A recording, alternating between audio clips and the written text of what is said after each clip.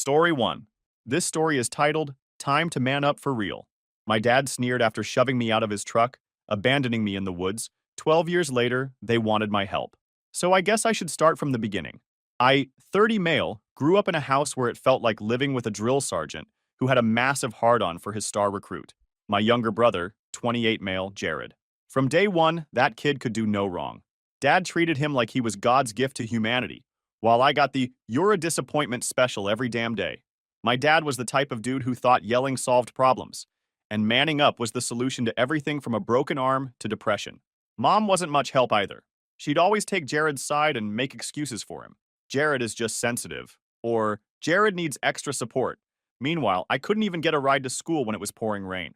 Had to walk 2 miles in a thunderstorm once because Mom was busy driving Jared to his soccer practice. Got pneumonia after that, and Dad still called me weak for missing school. And Jared? That little shit knew exactly what he was doing. He'd wait until our parents weren't looking, then break my stuff and blame me for it. When I was 14, he deliberately erased my essay off the family computer the night before it was due. When I tried to explain what happened to my teacher, I got detention for making excuses. Another time, another time, he stole the $120 I'd saved up from mowing lawns for weeks. When I found the empty box in his room and confronted him, he ran to Mom crying about how I'd gone through his stuff and accused him of stealing. Mom searched his room half-heartedly, but conveniently missed the new video game he'd bought with my money. The favoritism was so blatant, it was almost comical. My sister, 31 female Claire, saw what was happening. She was older than me and smart enough to stay under the radar. Sometimes she'd give me these looks across the dinner table when Dad was tearing into me about something stupid, like not mowing the lawn in perfect diagonal lines. She knew it was messed up, but TBH, I don't blame her for not stepping in. Dad had this way of making people regret standing up to him. Dad had this whole philosophy about raising real men, which basically meant treating me like crap while letting Jared coast through life. When I was 14, Dad made me rebuild our deck in the middle of summer while Jared got to play video games inside with the AC blasting. I passed out from heat exhaustion, and Dad just dumped water on me and told me to get back to work. Fun times. School was my escape. I was actually pretty good at it, especially math and science. My teachers said I had potential, but Dad didn't give a crap about my grades. Only time he ever noticed my report card was when I got a C+. Gave me this whole lecture about how I was embarrassing the family name. Meanwhile, Jared was barely passing most subjects, but got praised for his B-. When I turned 18, things went from bad to worse. Dad dropped this bomb on me that I had to start paying rent, $600 a month, plus utilities and groceries. Meanwhile, Golden Boy Jared didn't have to pay a cent or lift a finger around the house. Dad said it was because Jared is focusing on his football scholarship, but I was busting my ass in school too. So there I was, trying to finish my senior year while working 2 jobs. Was pulling like 30 to 35 hours a week on top of classes. My grades took a hit. I was sleeping maybe 4 to 5 hours a night and started getting these killer migraines. Dad just said I was being weak and needed to toughen up. By graduation, I was basically a walking zombie. Lost like 20 pounds, dark circles under my eyes like I'd been punched in both of them. Mom would act concerned sometimes when Dad wasn't around, but never actually did anything to help. Jared would just smirk when Dad made comments about how I wasn't pulling my weight, even though I was literally paying toward household expenses. Claire would sometimes slip me an energy drink or cover one of my chores, but she was heading to college soon and had her own stuff to deal with. The worst part wasn't even the physical toll. It was knowing that no matter what I did, it would never be good enough. Jared could fart the national anthem and get praised for his musical talent, but I could work myself into the ground and still be the family failure. I remember this one time I fixed Dad's truck when the alternator died. Spent my whole Saturday figuring it out, got covered in grease, skinned my knuckles raw, but I got it running. Dad's response? Took you long enough, not even a thanks. Next day, Jared took the trash out, and I shit you not, Dad went on about how his son was becoming responsible. The double standard was insane. Then the last straw came about 2 months after graduation. We had this massive blowout that should have been my cue to run for the hills. I'd just finished a double shift at the diner and came home dead on my feet around midnight. All I wanted was to crash for a few hours before my morning shift. But when I got to my room, I found Jared wearing my only pair of decent work boots, tracking mud all over the place. Now, these weren't fancy boots or anything, but they cost me a full day's pay and were the only ones I had that didn't give me blisters during 8-hour shifts. I was pissed but too tired for a fight, so I just told him to take them off and clean them. Instead, this little shit smirked and deliberately stomped in a puddle he'd already made on my floor. That's when I lost it. Started yelling at him. Dad must have heard us because he came storming in like I was murdering his golden son. Didn't even ask what happened. Just started tearing into me about respecting my brother's space in my room and how I needed to shut up and control my anger. When I tried explaining these were my work boots that I needed for tomorrow, Dad actually grabbed them and threw them in the trash, telling me to buy another pair. Like I could just pull money out of my ass after paying him most of my paychecks in rent.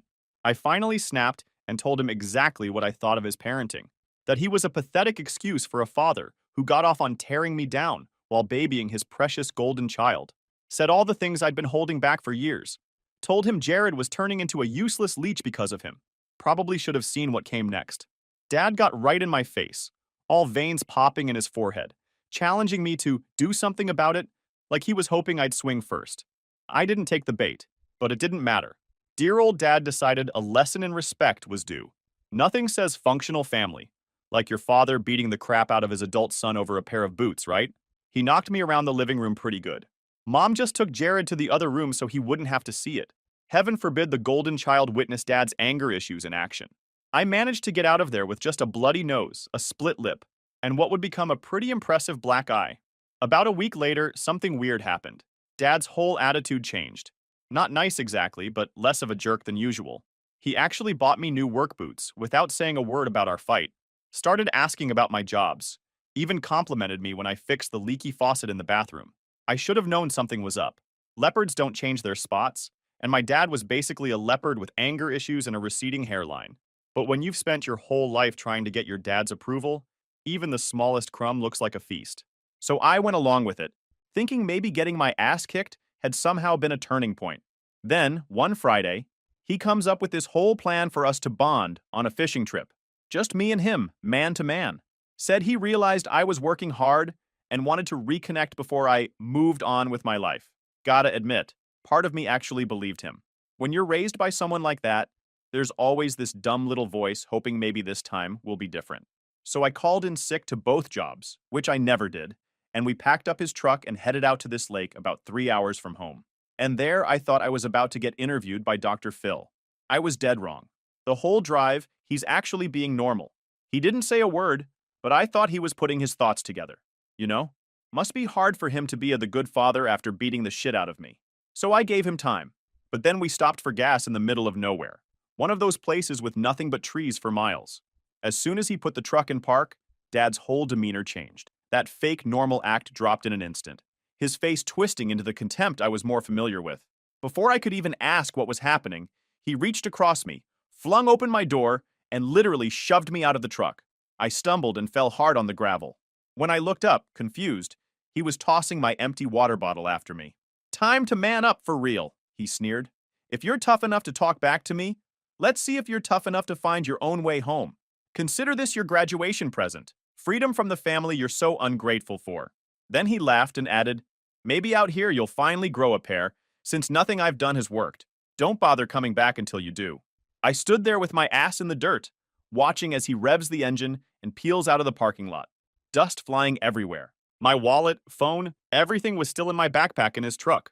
The realization that this entire bonding trip was planned from the start just to dump me in the middle of nowhere hit me like a punch to the gut. That's when it finally sank in. My dad never wanted to fix our relationship.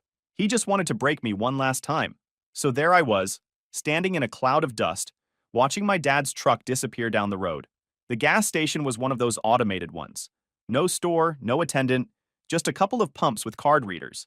Literally nothing but trees and an empty road stretching in both directions. After the initial shock wore off, I checked my pockets.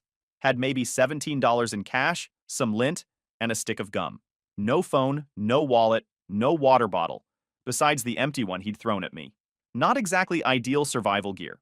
The temperature was dropping too. It was mid-September, and while the days were still warm, nights got pretty cold in this part of the state. I spent a good 10 minutes just looking at the road in both directions, trying to figure out which way might lead to the city. Started walking with my thumb out whenever I heard a car, but traffic was basically non-existent. Like maybe one car every 30 minutes, and none of them stopped. Can't really blame them. Some random dude with a black eye on a deserted road doesn't exactly scream, "safe ride." After about 2 hours of walking, my feet were already starting to blister. I was getting that familiar raw spot on my heels. The sun was starting to set, and I was beginning to wonder if I'd need to figure out how to sleep in the woods.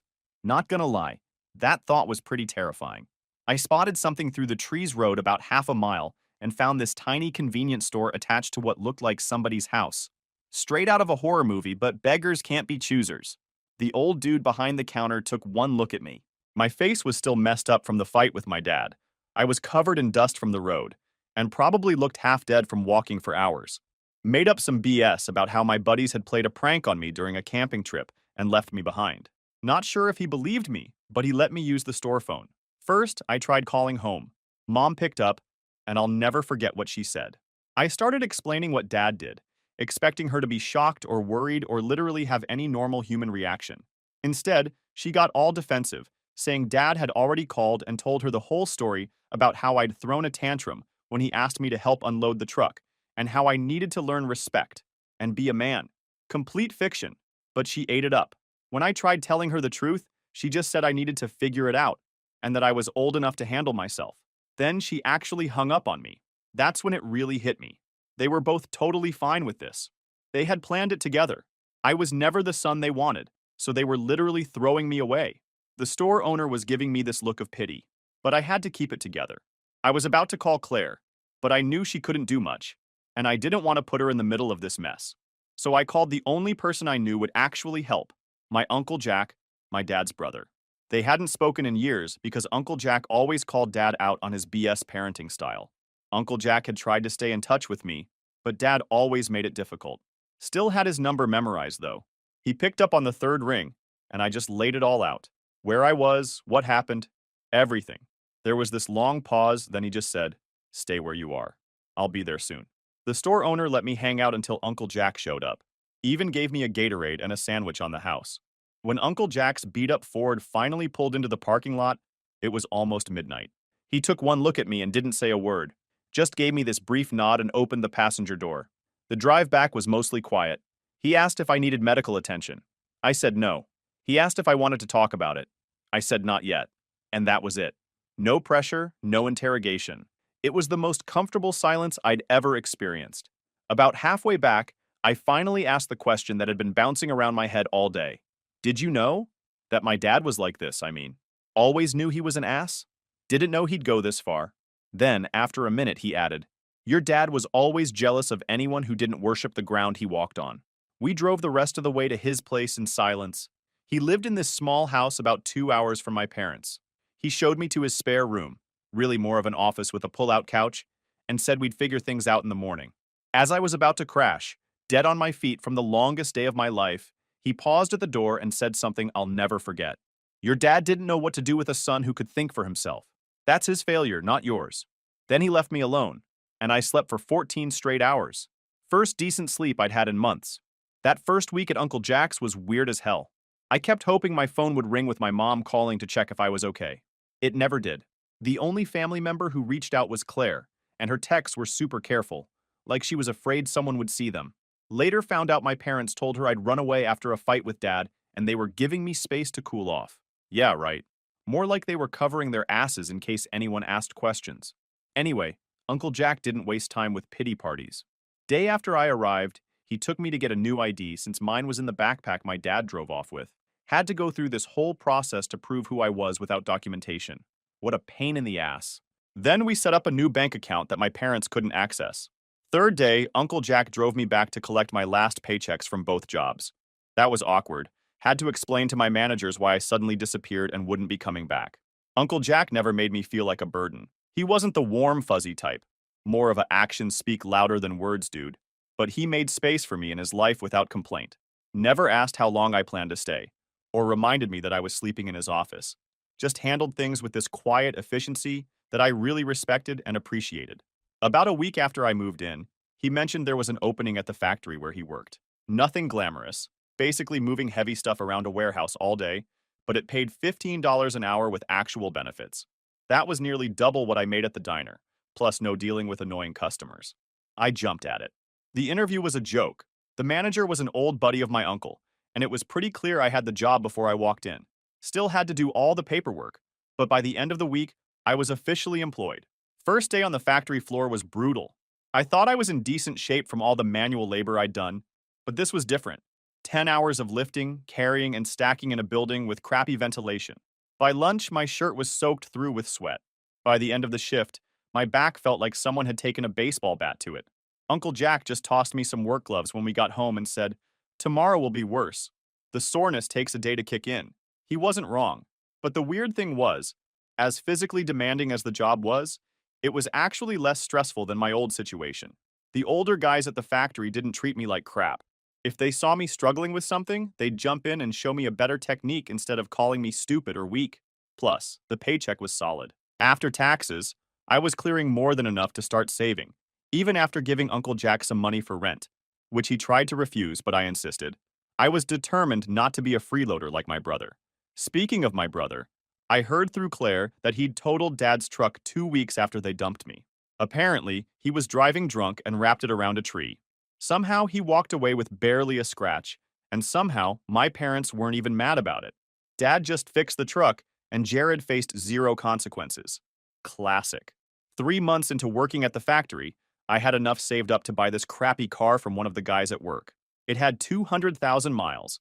The AC was busted, and the radio only picked up like 2 stations. But I needed it. First thing I ever owned outright. Uncle Jack helped me fix it up on weekends. Taught me how to change the oil, replace brake pads, all that practical stuff my dad never bothered with. After 6 months, I was looking at apartments. Found this tiny studio above a laundromat about 10 minutes from the factory. The constant noise of washing machines took some getting used to, and the whole place smelled like fabric softener. But the rent was cheap. Signed the lease and moved in with nothing but a mattress on the floor, a folding chair, and some dishes. The next year was all about the grind. Work, save, improve my place little by little. Started hitting the gym regularly to build up my strength for work. Wasn't trying to get huge, just functional strength. Between that and hauling stuff at the factory all day, I put on about 20 pounds of muscle. Wasn't scrawny anymore, that's for sure. Uncle Jack and I fell into this routine where I'd go over to his place most Sundays. We'd watch whatever game was on, fix stuff around his house, or just hang out. He wasn't big on heart-to-hearts, but occasionally he'd drop these nuggets of wisdom that always hit hard. Claire and I stayed in touch through all this. She was away at college, which was good because it meant she didn't have to deal with our parents as much. She'd call maybe once a week, and we'd catch up. She'd fill me in on family gossip, how Jared was flunking out of community college, but somehow it was the professor's fault, how Dad's contracting business was struggling, but he was too proud to change anything. I listened but felt disconnected from it all, like she was talking about some TV show I used to watch. Around the 1 year mark of being on my own, I got promoted at the factory to machine operator. Better pay, less heavy lifting, more technical skill. Had to learn all these regulations, but I was good at that stuff. That first year on my own, the biggest change wasn't external stuff like the job or the apartment. It was realizing that all the crap my dad had drilled into my head about me being weak or a disappointment was complete BS. Turns out I was pretty capable when not being actively sabotaged by the people who were supposed to support me. Who would have thought? So after that first year on my own, things started really coming together for me. By 24, I'd worked my way up to shift supervisor at the factory. The promotion meant a serious bump in pay and responsibility. Suddenly, I was in charge of scheduling, quality control, and making sure production quotas were met. Had about 15 guys working under me, some of them twice my age. That was awkward at first, especially with a couple dudes who still saw me as Jack's nephew. Around this time, I also started taking night classes at the community college, studying business management. Factory work was decent money, but I wasn't trying to destroy my body long term like I saw happening with some of the older workers. Guys in their 50s with permanent back problems, hearing loss, and messed up joints from 30 years on the floor. No thanks. The classes were tough on top of working 50-plus hours a week, but way easier than when I was dealing with my dad's BS. Actually got straight A's for the first time in my life. Meanwhile, Claire kept me updated on the family drama, which was getting better and better, or worse and worse, depending on your perspective. Dad's contracting business was tanking. Turns out being an asshole to employees and customers eventually catches up with you. He'd lost some major accounts and was scrambling to stay afloat. Mom had to get a part-time job for the first time in her life, which she apparently complained about constantly. But the real star of the shit show was Jared. My golden brother had fully lived up to his potential.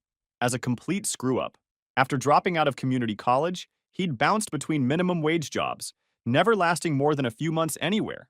had 3 DUIs by 22, lost his license, and was now completely dependent on our parents to drive him around. Claire said he'd also developed a pretty serious pill problem, though of course my parents were in total denial about it. The best part? Every time Jared screwed up, he'd blame someone else, and my parents would back him 100%. Boss fired him for constantly showing up late. Boss was out to get him. Got arrested for driving with a suspended license. Cop was targeting him unfairly. Failed a drug test for a warehouse job. Test was obviously wrong. The delusion was Olympic level. By 26, I was operations manager at the factory, overseeing 3 different shifts and basically running the place day to day. The owners in their 60s were looking to semi-retire, so they were happy to offload more responsibility to someone competent. Had my own office and everything. I'd also upgraded from my studio to a decent 2-bedroom apartment, traded my Honda for a new Tacoma, and had actual furniture that didn't come from Goodwill. Uncle Jack was pretty much the only real family I acknowledged at this point. We still did our Sunday routine. Tried to pay him back for everything he'd done for me, but he always shrugged it off. Family doesn't keep score, he'd say. That hit hard, considering how my actual parents had done nothing but keep score my whole life. Claire graduated college and got a job in marketing about an hour from where I lived. She didn't move in with me or anything, but we'd meet up for dinner every couple weeks. It was cool seeing her build her own life away from our parents. She was still in contact with them, but kept them at arm's length, called it her sanity distance. Then at 28, I took the biggest risk of my life. The factory owners mentioned they were considering selling the business and retiring completely. After crunching numbers for weeks and meeting with a bank, I made them an offer. Couldn't afford to buy the whole operation outright, but I could swing a partnership deal with a path to majority ownership. They went for it, partly because they knew I could keep the place running smoothly, and partly because training a new operations manager would have been a pain in the ass for them. 2 months of paperwork and meetings later, I owned 30% of the business where I'd started loading trucks. First thing I did was hire Uncle Jack as a senior consultant with a fat salary. Man deserved to get off the floor after 40 years of hard labor. He tried to refuse, saying he didn't need charity, but I told him it was smart business to keep his knowledge in-house. That got him to accept. Second thing I did was modernize everything. The previous owners had been dragging their feet on updating equipment and systems that hadn't changed since the 90s. Invested a chunk of capital in new machinery, better software, and improved safety measures. Workers were happier, production went up, and profits followed. My investment was already paying off within a year. Life was good. Had a career I was proud of, people who respected me, a comfortable place to live, and absolutely zero contact with the people who'd tried to break me. Perfect ending, right? Except life doesn't wrap up in neat little bows. Claire once called me on a Wednesday night. Not our usual catch-up time, so I knew something was up. "Have you checked your email today?" she asked, sounding weird. I hadn't. Been in meetings all day. Pulled it up while we were on the phone and saw something from an address I didn't recognize. When I read it, my stomach dropped. After more than a decade of silence, my mother had found my work email and sent a message. Claire confirmed she'd gotten one too. "They're in trouble," she said. Like, serious trouble. Turned out my parents had gone from financially struggling to completely desperate. Dad's business had finally failed entirely. They'd taken out a second mortgage on the house years ago and were about to go into foreclosure. But the cherry on top of this shit sundae? They'd been gambling. A lot. Like, pawned mom's wedding ring? A lot. Apparently, they'd convinced themselves they could dig out of the hole with one big win. And that's where Jared came in. My brother, now 28 and still living at home, had racked up some serious debts with people you don't want to owe money to. Used my parents' credit cards without permission. Forged Dad's signature on some loan documents, and generally brought the whole house of cards crashing down. Now they were all facing the consequences together. The email was what you'd expect. Vague mentions of family emergencies and difficult times without any actual accountability. Not a single, "We're sorry for abandoning you." Just this assumption that blood would trump everything and I'd rush to bail them out. I deleted it without replying and told Claire I wasn't getting involved. She understood, but I could tell she was stressed. They were putting pressure on her to talk sense into me, since she was the only one still in contact with both sides. That night, I couldn't sleep. Not because I felt guilty, I didn't owe them a damn thing, but because I kept thinking how predictable this all was. Everything falling apart for them was the natural consequence of how they'd lived their lives.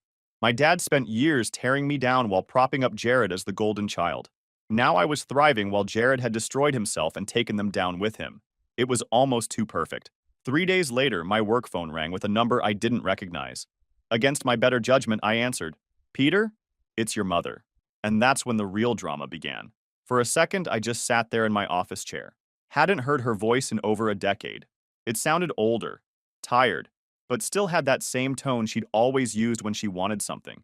This fake sweet thing that made my skin crawl. How did you get this number? I finally asked.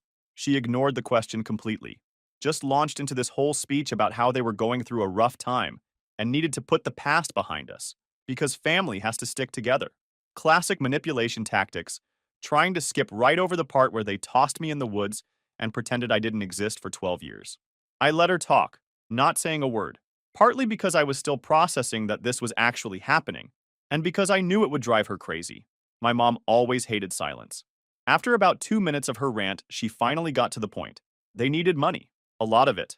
The house was going into foreclosure in 3 weeks, Dad's business was bankrupt, and Jared had made some poor decisions that had financial consequences. I almost laughed. When's the last time you called me, Mom? To check if I was okay? Or maybe to see if I was alive? She got defensive immediately. You know how your father is. He has his pride. And you weren't exactly reaching out either. Unbelievable.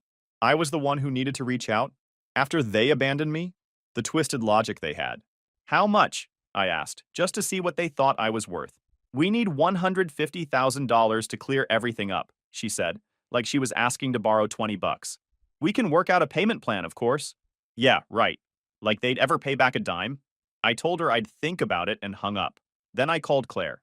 She confirmed everything Mom had said about their financial situation, but added the parts Mom had conveniently left out, like how they'd blown through their retirement fund at casinos, and how Jared had stolen their credit cards to pay off some seriously bad people. The situation was even worse than Mom had made it sound. The next week, Mom called every day, getting progressively more desperate.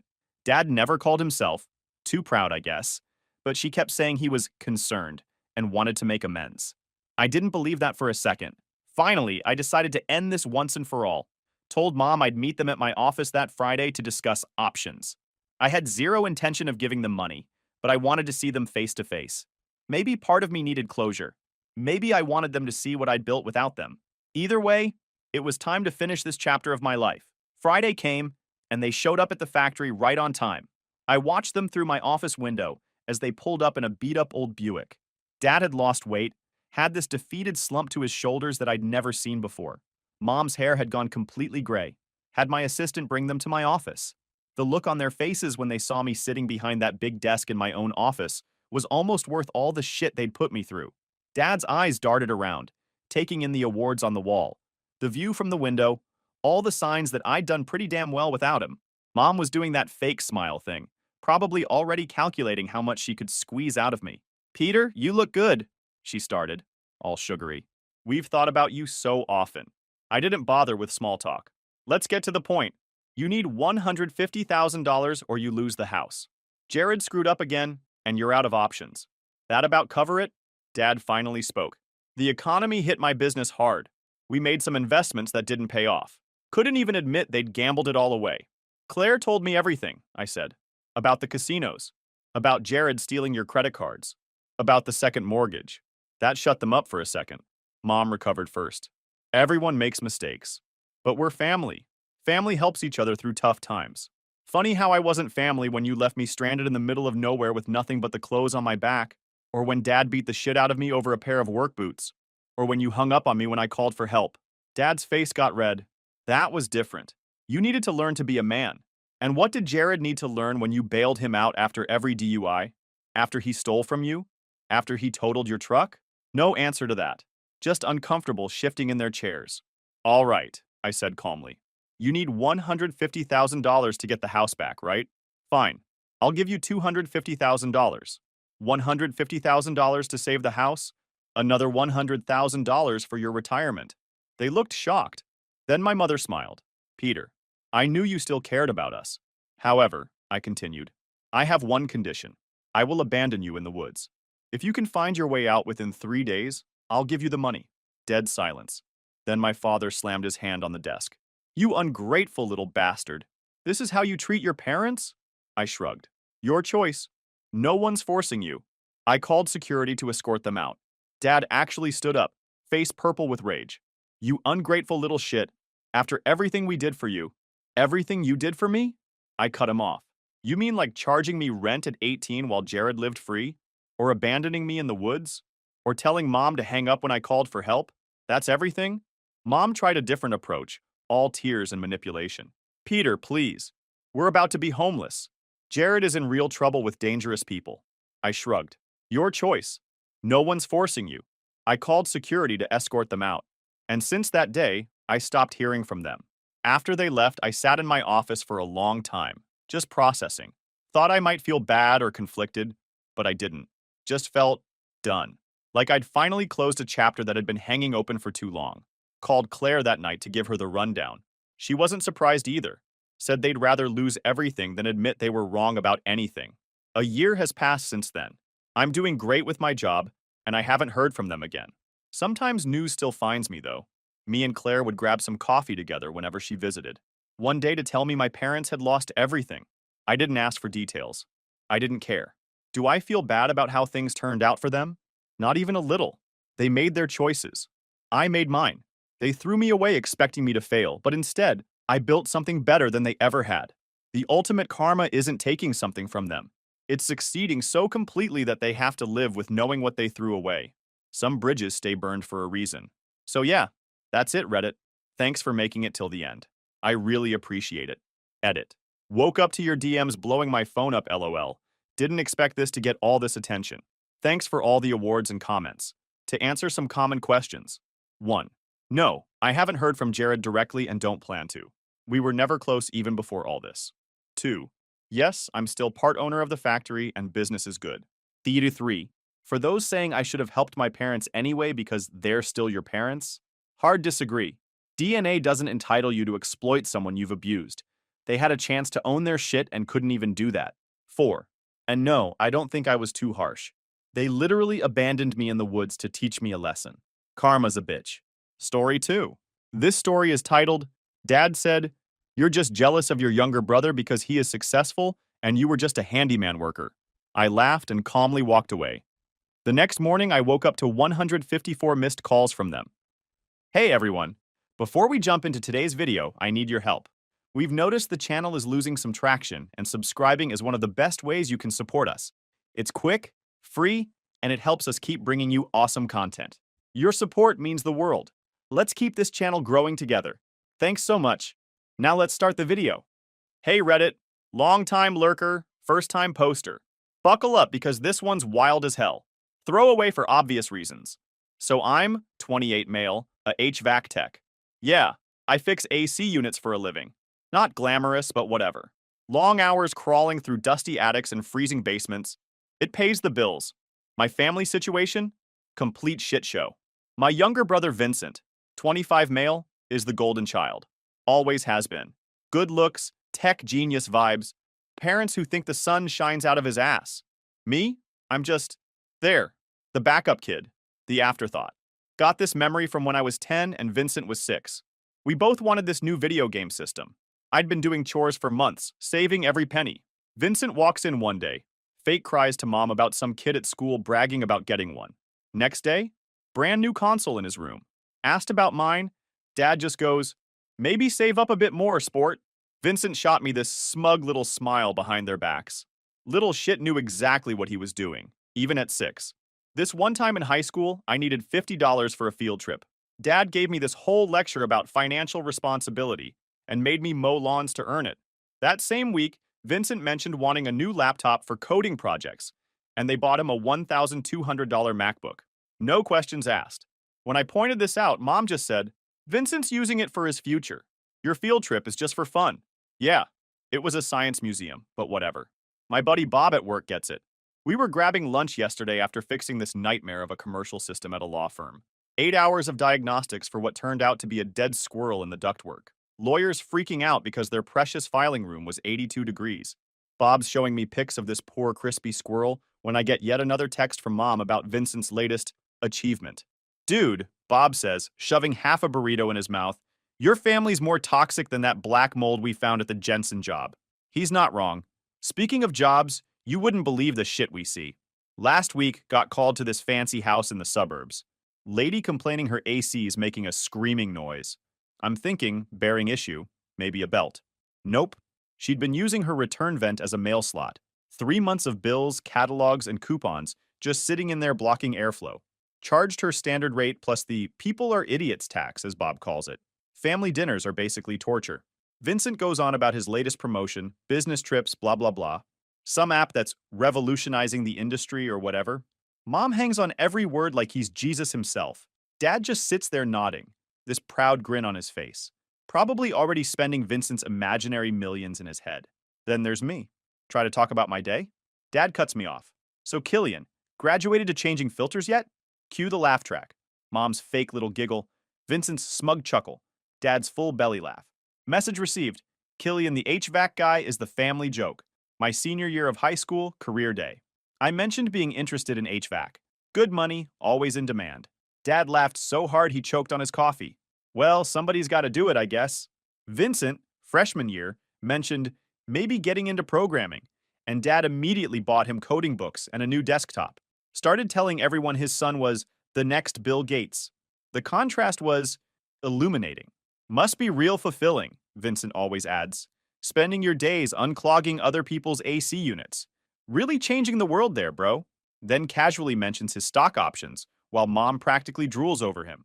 I just sit there, force a smile, push food around my plate, count the minutes till I can leave. Make a scene? Not my style. So I take their BS, year after year. Just the family punching bag. My apartment's nothing special. One bedroom, mismatched furniture, fridge that makes weird noises. But it's mine. No judgment, no comparisons to Golden Boy Vincent. Vincent stopped by once. Looked around like he was at a zoo. Wow, Killian. Real cozy. This is what HVAC money gets you, huh? Guess I'll keep writing code. Then laughed and spent the next hour bragging about his downtown loft. Wanted to punch him in the throat, not gonna lie. Been seeing this girl, Eden, 26 female, for a couple months. Kindergarten teacher. Met her when I was fixing the AC at her school. Principal called in a panic. The kids are melting. Like it was life or death. Turned out to be just a tripped breaker. While I'm checking the system, this cute teacher keeps popping in to see if it's fixed yet. The kids are drawing pictures of what hell looks like, she tells me, laughing. It's getting dark in there. Got her number. Been dating since. She thinks it's hilarious when I tell her about my jobs. Her favorite is the old lady who kept her thermostat at 64, but wore a parka inside and couldn't figure out why she was cold. Eden met my family once. Big mistake. Vincent spent the whole night explaining tech stuff to her like she was 5. See, the internet is a series of, shut up, dude, she teaches kids but isn't one. Afterwards, she was like, wow, your brother really loves the sound of his own voice, huh? I knew she was a keeper right then. Lately been noticing weird stuff about Vincent's company, though. Nothing major, just little things. His stories don't quite add up. Sometimes he'll mention his team and how big it is, but then slip and say they're understaffed. Or he'll brag about their fancy office, but dodge when Mom asks to visit. Started seeing articles online too. Tech blogs questioning their growth numbers. Former employees leaving suspicious reviews. Bob thinks I'm overthinking it. All tech bros are full of shit, he says. Part of the job description. Maybe. But something feels off. Last Christmas, Vincent gave everyone company swag. T-shirts, water bottles, all with his startup's logo. Dad wore his shirt to the gym the next day, already telling his buddies about his son's company that was about to blow up. Mom put their sticker on her car. Me? I used the water bottle for work. It leaked everywhere day one. Seemed fitting somehow. Yesterday, fixed AC at this finance office downtown. Overheard these guys talking about overvalued tech startups and houses of cards waiting to collapse. One mentioned Vincent's company specifically. Said their numbers don't pass the smell test. I just kept working, pretended not to hear. But it stuck with me. Maybe karma's finally knocking. Guys like Vincent always land on their feet. Last summer was brutal. Record heat wave. Every AC in town working overtime, which meant I was too. 60-hour weeks crawling through attics hot enough to cook on. Running on Red Bull and Spite by Friday. Had this one client, total Karen, who insisted her AC wasn't cooling properly despite the display reading 68. I check everything. System's perfect. Finally notice she's got blackout curtains and a space heater running in the corner. Space heater. During a heat wave. When I point it out, she goes, well, I get cold feet, but I like the room cool. Charged her the full diagnostic fee and left before I said something I'd regret. Worst was this lawyer's office downtown. Compressor kept shutting down, but nothing obvious wrong. Spent hours troubleshooting. Finally found the issue. When I explained, the office manager asked if I could just make it work anyway. Yeah, I'll just violate the laws of thermodynamics for you, no problem. Last thing I wanted was family dinner, but mom kept blowing up my phone all week. Vincent has big news! Every text had that exact phrase, capitals and everything. So I dragged my tired ass over after my last job. Barely had time to shower. Walk in, and there's Vincent sprawled on the sofa. Designer jacket tossed beside him like it's nothing. Probably cost more than my monthly rent. He barely looks up from his phone. Hey, Killian, finally get promoted to thermostat installer yet? Mom does her nervous laugh from the kitchen. Dad straight up chuckles like it's comedy gold. This shit started when we were kids. My 16th birthday, all I wanted was tickets to see this band. Instead, got socks and a Walmart gift card. Vincent's 16th? Dad gives him the goddamn car. He's showing real potential, Dad explained. Like I was too stupid to understand why they treated us differently. Grab a drink, head to kitchen. Mom's making Vincent's favorites. Not a buffalo wing in sight, even though she knows I love them. Classic. Killian, honey, you look tired, she says, not actually looking at me. Vincent's got big news today. Try to be happy for him, okay? Sure. Vincent has news. Shocker. Dinner starts. Vincent's going on about his latest promotion, waving his fancy smartwatch around. CEO loved my proposal. Youngest team lead ever. Might get a corner office next month. Mom's practically orgasmic with pride. That's wonderful, sweetie. Isn't that wonderful, honey? Dad nods proudly. That's my boy. Always knew you'd make it big. So I try my luck. Actually got promoted to senior technician last week. Awkward pause. Dad barely looks up. Wow, Killian. Fixing slightly bigger air conditioners? What a milestone. Then they all laugh. Even Vincent with this fake sympathy look that makes me want to flip the table. Hey, not everyone can code, right? Vincent adds. Someone's got to do the grunt work. Though honestly, bro, you smell like you've been rolling around inside those dusty units all day. Ever heard of deodorant? Had a flashback to last week. Stuck in an attic in 120-degree heat, fixing an evaporator coil while the homeowner kept yelling up, "Is it fixed yet? My electric bill better not go up." Meanwhile, Vincent sits in air-conditioned comfort all day, probably browsing Reddit instead of working. But he's the success story. Mom tuts. Vincent, be nice. Killian works with his hands. Says it like I clean toilets with them. Yeah, Killian's job is important, Dad says with a smirk. Without him, who would we call when the AC breaks? Though at the rates you guys charge, maybe you should be driving something better than that rusted truck. My truck's a 2010 F-150. Not new, but reliable. Paid off 3 years ago.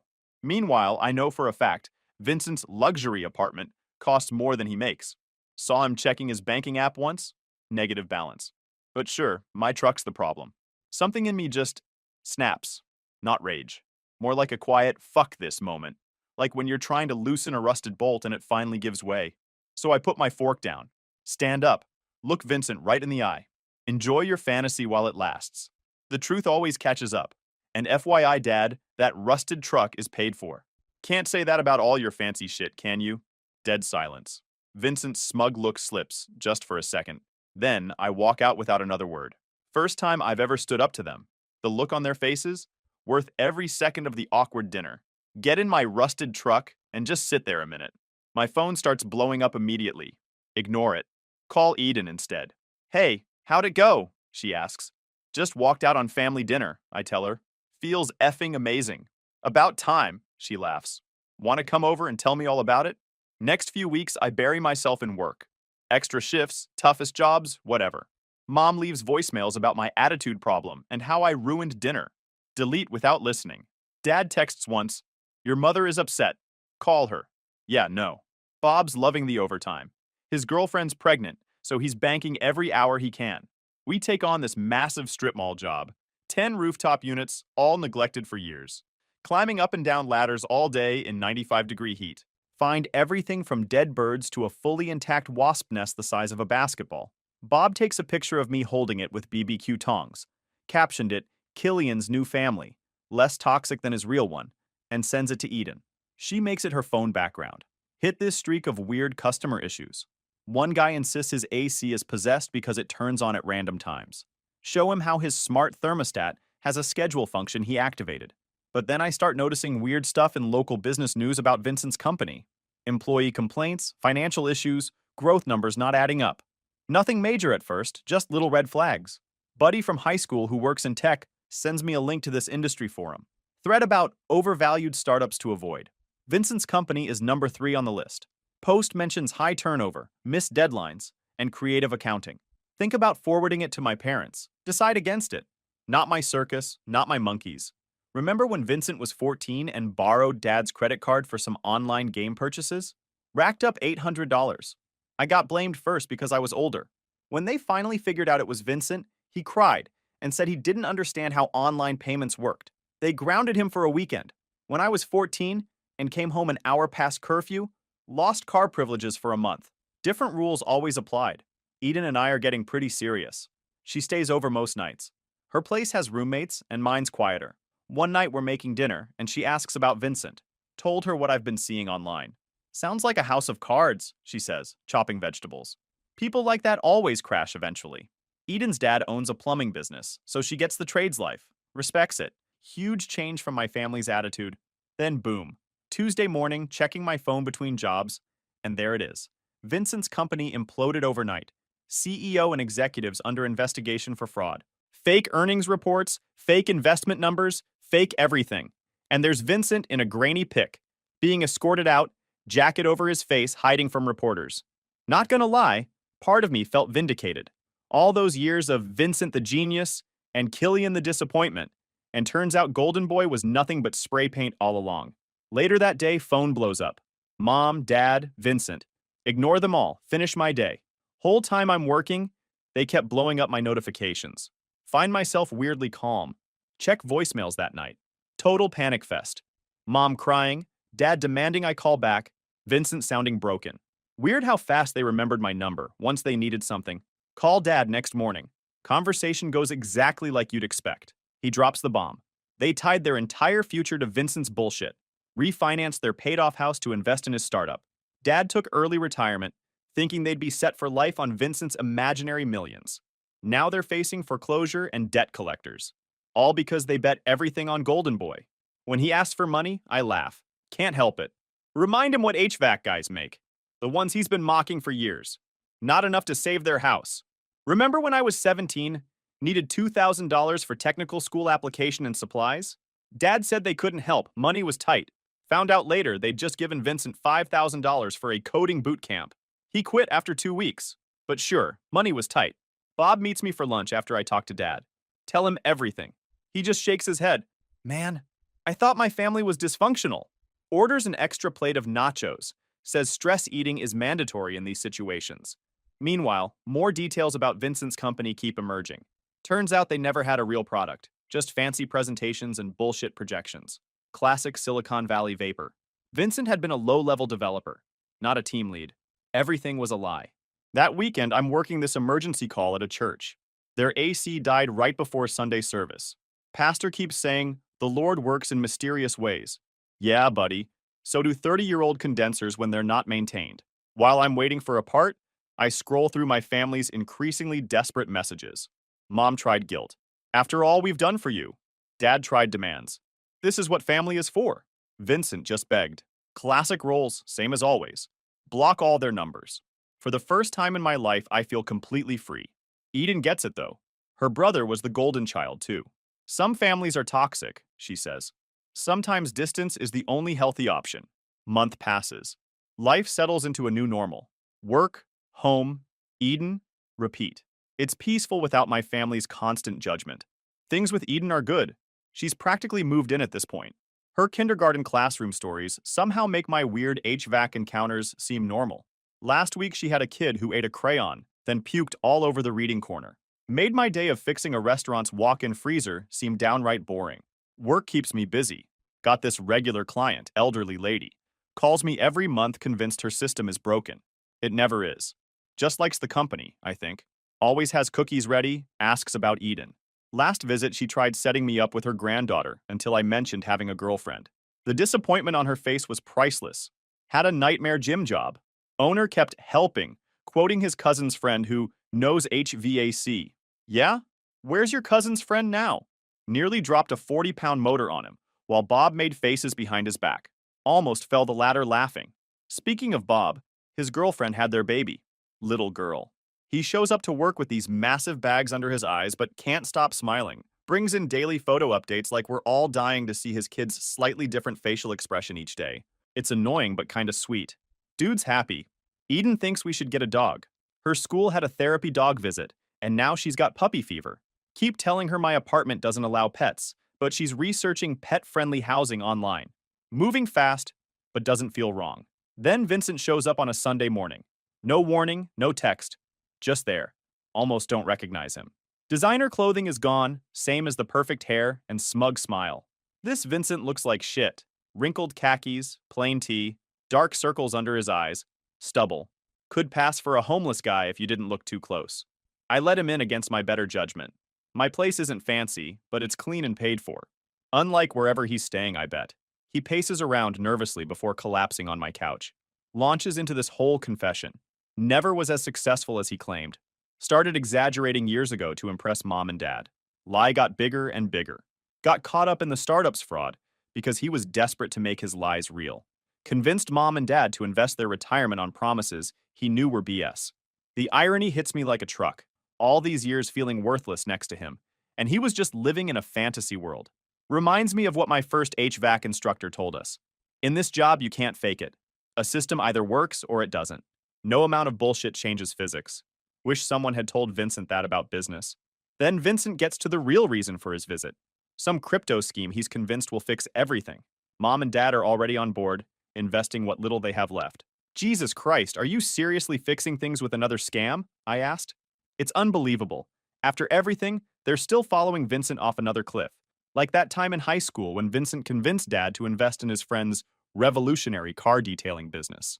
Dad lost $5,000.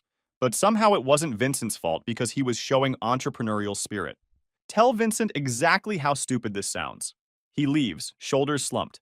This defeated version of Vincent is so different from the brother I grew up with. Call my parents that night, trying to talk sense into them. Mom confirms they're betting what little they have left on Vincent's new opportunity. Of course they are. They'll never learn. Eden watches me pace around the apartment after the call. Points out that I can't save people who don't want saving. Says my parents are adults making their own choices. Bad ones, but still their choices. She's right, but it still bothers me.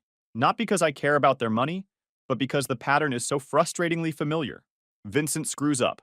They enable him. Repeat forever. Week later, Bob and I are working this commercial job. 8 units on this shopping center roof in direct sun. Basically cooking ourselves. Halfway through, get a text from Vincent with a screenshot of his crypto whatever, showing some temporary upward trend. See? It's working. I ignore it. Remembered when we were kids, and Vincent would cheat at board games. When caught, he'd cry until my parents let him redo his turn. Different rules always applied. This crypto thing feels like the same old pattern, just with higher stakes. Eden starts researching crypto scams that night. Shows me dozens of identical schemes. It's always the same formula, she says. Promise massive returns, create fake urgency, target desperate people. Textbook stuff. Text Vincent back, telling him it's a scam. He responds with some technical jargon that makes zero sense. Classic Vincent move. When cornered, confuse people with big words. Used to pull that crap in high school debates. Teachers ate it up. 2 weeks later, Bob's cousin who works at a bank texts him about my parents trying to take out a high-interest loan against their car. Word travels fast in small towns. They're all in on Vincent's scheme, apparently. Last-ditch effort, I email them links to articles about crypto scams. Dad replies with one word. Noted. Translation, piss off, we're not listening. Another week passes. I'm under some rich guy's deck, fixing his pool house AC, when my phone notifications blow up. Vincent's crypto investment crashed. Surprise, surprise. Shocker. Eden meets me for lunch, asks if I'm going to call my parents. I just shake my head. What's there to say? Told you so? That night, scrolling through my parents' desperate texts. They've lost everything. Savings, borrowed money, the works. They're being evicted next week. Dad's health is supposedly declining from stress. And somehow, they've decided this is all my fault. Because I didn't stop them. Because I didn't bail them out. Because I wasn't a team player. The mental gymnastics would be impressive if they weren't so infuriating. And Vincent disappeared completely. Left some dramatic note about making things right and coming back when he fixes everything. Classic Vincent, running away but making it sound heroic. 3 weeks after the crypto disaster, my parents show up unannounced. Spot their car from my window as I'm getting ready for work. Perfect timing, as always. They follow me to my truck, practically ambushing me in the parking lot. Dad looks terrible. Face gaunt, clothes wrinkled. Mom's wearing her martyr face. The look how much I suffer expression designed to maximize guilt. Dad starts in immediately about my responsibility to family, while Mom nods along. When I don't offer money, Dad's tone shifts from guilt tripping to outright accusation. Suddenly, I'm the villain in their story, the heartless son who abandoned his family in their time of need. They follow me all the way to my apartment door, getting louder, more desperate. Let them in, just to avoid making a scene for my neighbors. Big mistake. Inside, it gets worse. Dad's shouting about how I could have prevented all this if I'd just helped when they first asked. If I wasn't so jealous of Vincent. If I was a real son. Mom's crying those manipulative tears that never quite reach her eyes. You could have prevented this, Dad yells, jabbing a finger at me. We're about to be homeless because you couldn't set aside your petty jealousy. Jealousy? I laugh. That's rich. 28 years of treating me like second-class family, and now I'm supposed to bail you out? We gave you everything, Mom sobs. A roof over your head. Food. You gave Vincent everything. I got the leftovers. Dad's face goes red. That's not true. We supported your little career. My little career? The one that has me debt-free while you're begging for handouts? Then she drops the bombshell about Dad's supposed heart condition. First, I've heard of it. Conveniently timed for maximum guilt. Ask when he was diagnosed. They exchange that quick glance that always means they're bullshitting. When exactly was this heart condition diagnosed, Dad? The doctor said, he stammers. Which doctor? When? That's when I've had enough. Tell them exactly what I think about their parenting, their golden child worship, and their financial decisions. Tell them they made their choice when they bet everything on Vincent and his lies. Again and again. They're on their own. Their shocked faces almost make me waver. Almost. Hold my ground as they gather their things and leave. Mom's parting shot about me being no son of hers doesn't hurt like she thinks it will. Just confirms what I've always known. Change my number the next day. Install a security camera. Warn my building manager about them. For the first time, I don't feel guilty about cutting contact. Bob thinks I'm being too harsh with my parents. His family's tight-knit, can't imagine cutting them off. Easy perspective when your family actually gives a damn about you. Just meet them for coffee, he suggests, while we're restocking the van. Neutral ground, public place, they can't make a scene. Clearly, he's never seen my mother's public meltdowns. The woman could win an Oscar. Week later, get a certified letter from my dad. Skim it. More guilt-tripping, vague health concerns. And finally, the real point. They need $5,000 for first and last month's rent on a new place. Return to sender, unopened. Work keeps me busy, thankfully. Eden's been dropping hints about moving in officially. Makes sense. She's here most nights anyway. Start looking at bigger apartments, maybe even houses. Never thought I'd be in a position to buy property, but HVAC pays better than my family ever acknowledged. Get a weird call from my aunt, Mom's sister. She's fed up with my parents staying with her. Apparently, they've turned her guest room into command central for Operation Guilt Killian. Have a spreadsheet of manipulation tactics and everything. My aunt thinks it's ridiculous, hence the call. Always liked her. Bob's baby is keeping him up all night. Shows up to work like a zombie most days. Still insists it's worth it. You should try it, man. Being a dad changes everything. Hard pass for now, thanks. A month after the showdown, my parents escalate. Start contacting my employer, claiming I'm stealing from them. They called my boss 7 times. 7 times. But he knows me too well to believe it. Just gives me a heads up. They try Eden's school next. Leave messages about me being unstable. Principal is confused but supportive. Their desperation is reaching new heights. The irony isn't lost on me. All those years they treated me like the unreliable one, and now they're the ones pulling unhinged stunts. Eden suggests getting a restraining order. Seems extreme, but their behavior is getting unpredictable. Keep the paperwork ready, just in case. Meanwhile, no word from Vincent.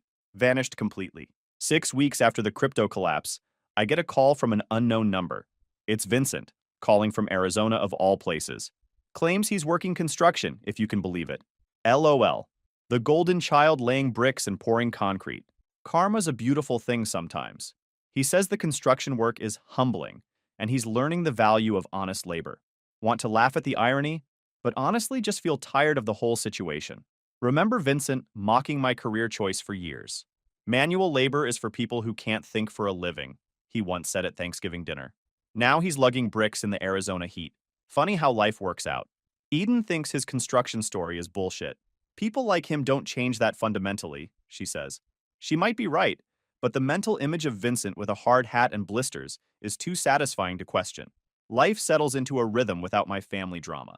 Work, home, Eden, occasional beers with Bob. It's peaceful. Start thinking about the future in a way I never could before. Career growth, relationship goals, maybe even my own business someday. Then, just when things are calm, my doorbell rings one Tuesday evening. It's Vincent. In person this time. Looking even worse than before, if that's possible. Vincent stands in my doorway looking like absolute hell. Thinner, older, none of that cocky swagger left. Eden gives me a look and heads to the kitchen to give us space. Let Vincent in. He shuffles around awkwardly, eyes taking in our apartment. Nothing fancy but comfortable and paid for. He looks like a ghost of himself. Worn jeans, faded tee, thinning hair with some gray in it. Hard to believe this is the same guy who once made fun of my Target clearance rack wardrobe. He launches into his Arizona construction story. Claims he's been hauling concrete and installing drywall for minimum wage. Says his foreman's a hard ass who makes him redo everything 3 times. Describes blisters, sunburns, and exhaustion in vivid detail. You should see my hands, he says, shoving his palms in my face. I've got calluses on my calluses. Wow, you want a medal for doing what millions of people do every day? Should I throw a parade because you discovered manual labor exists? Bet you never thought you'd see me doing construction, huh? He asks with a self-deprecating laugh. Actually, I never thought about you at all, I reply. His face falls just enough to be satisfying. Can't help but enjoy the irony. Same guy who once said, HVAC is for people who couldn't hack it in the real world, now learning just how hard physical work actually is. When he shows me his calloused hands like they're war wounds, nearly laugh out loud. Welcome to my world, buddy. Remembered sophomore year of high school when Vincent told everyone my HVAC career goal was because I wasn't smart enough for college. Now Mr. Stanford dropout is discovering that physical labor isn't the easy option he thought it was. He gets to the real point eventually. Parents are worse off than ever. Aunt kicked them out. Dad's health actually is deteriorating. Heart problems from stress. They're living in some sketchy motel, barely making rent from Dad's disability checks.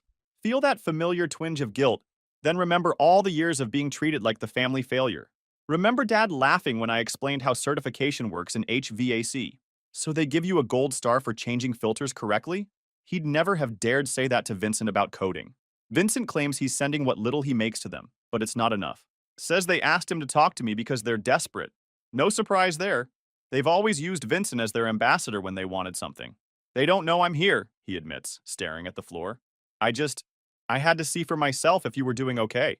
Right, because you've always been so concerned about my well-being. Definitely not because you need something. And to ask for money, I add flatly. He winces. Not directly. I mean, they need help, but I'm not just here for that. Aren't you, though? The look on his face is priceless. Like I've gone off script from whatever conversation he rehearsed on the way over. The conversation shifts when Vincent admits something unexpected.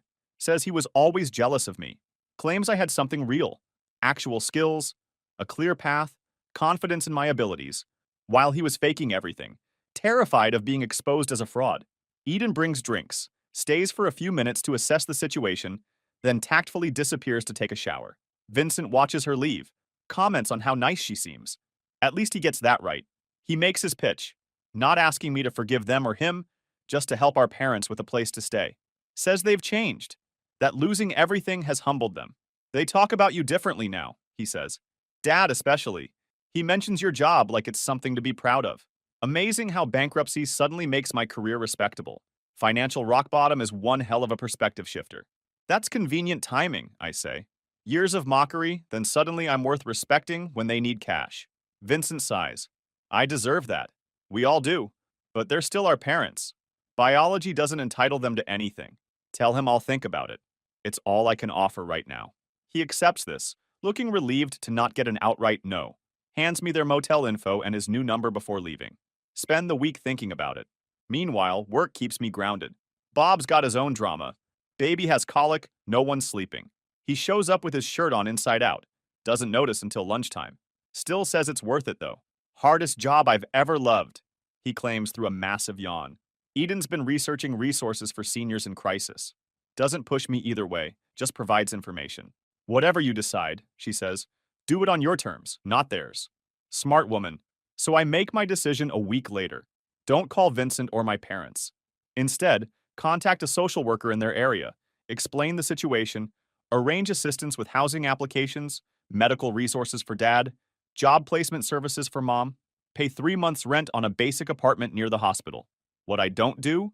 Give them my address or invite them back into my life. Some bridges stay burned, and that's fine. Vincent texts his thanks, surprisingly humble. Reply simply, did it my way this time. They need to stand on their own feet. Life moves forward. Eden and I get engaged. Nothing fancy, just dinner at her favorite restaurant and a simple ring I saved for. She cries happy tears, says yes immediately. Her family's thrilled. They actually like me. Weird concept. The big change comes when my boss retires. Offers to sell me his client list and equipment at a reasonable price. Terrifying prospect, but exciting too. Eden crunches the numbers, says it makes financial sense. Take the plunge and start cold front solutions. First few months of business ownership are a nightmare, but slowly, things improve. Land a major contract with an office complex. Hire 3 solid techs who actually show up on time and know what they're doing. Bob comes to work for me, bringing his expertise in client relationships. Business starts to stabilize. Funniest HVC call of my career happens during this time. Get an emergency request from this fancy country club. Their system's down during a major event. Arrive to find Vincent there, wearing catering staff uniform, sweating bullets in the kitchen heat. He doesn't see me. Just watch him for a minute, carrying trays and being ordered around by the chef. From tech startup golden boy to server in 6 months. Fix the AC, leave without saying hello. Some things are better left unacknowledged. Parents are doing okay from what I hear. Dad's health improved once they had stable housing. Mom found work at a library. They send birthday cards through Eden's email. She's my unofficial family buffer now. We bought a house near Eden's school.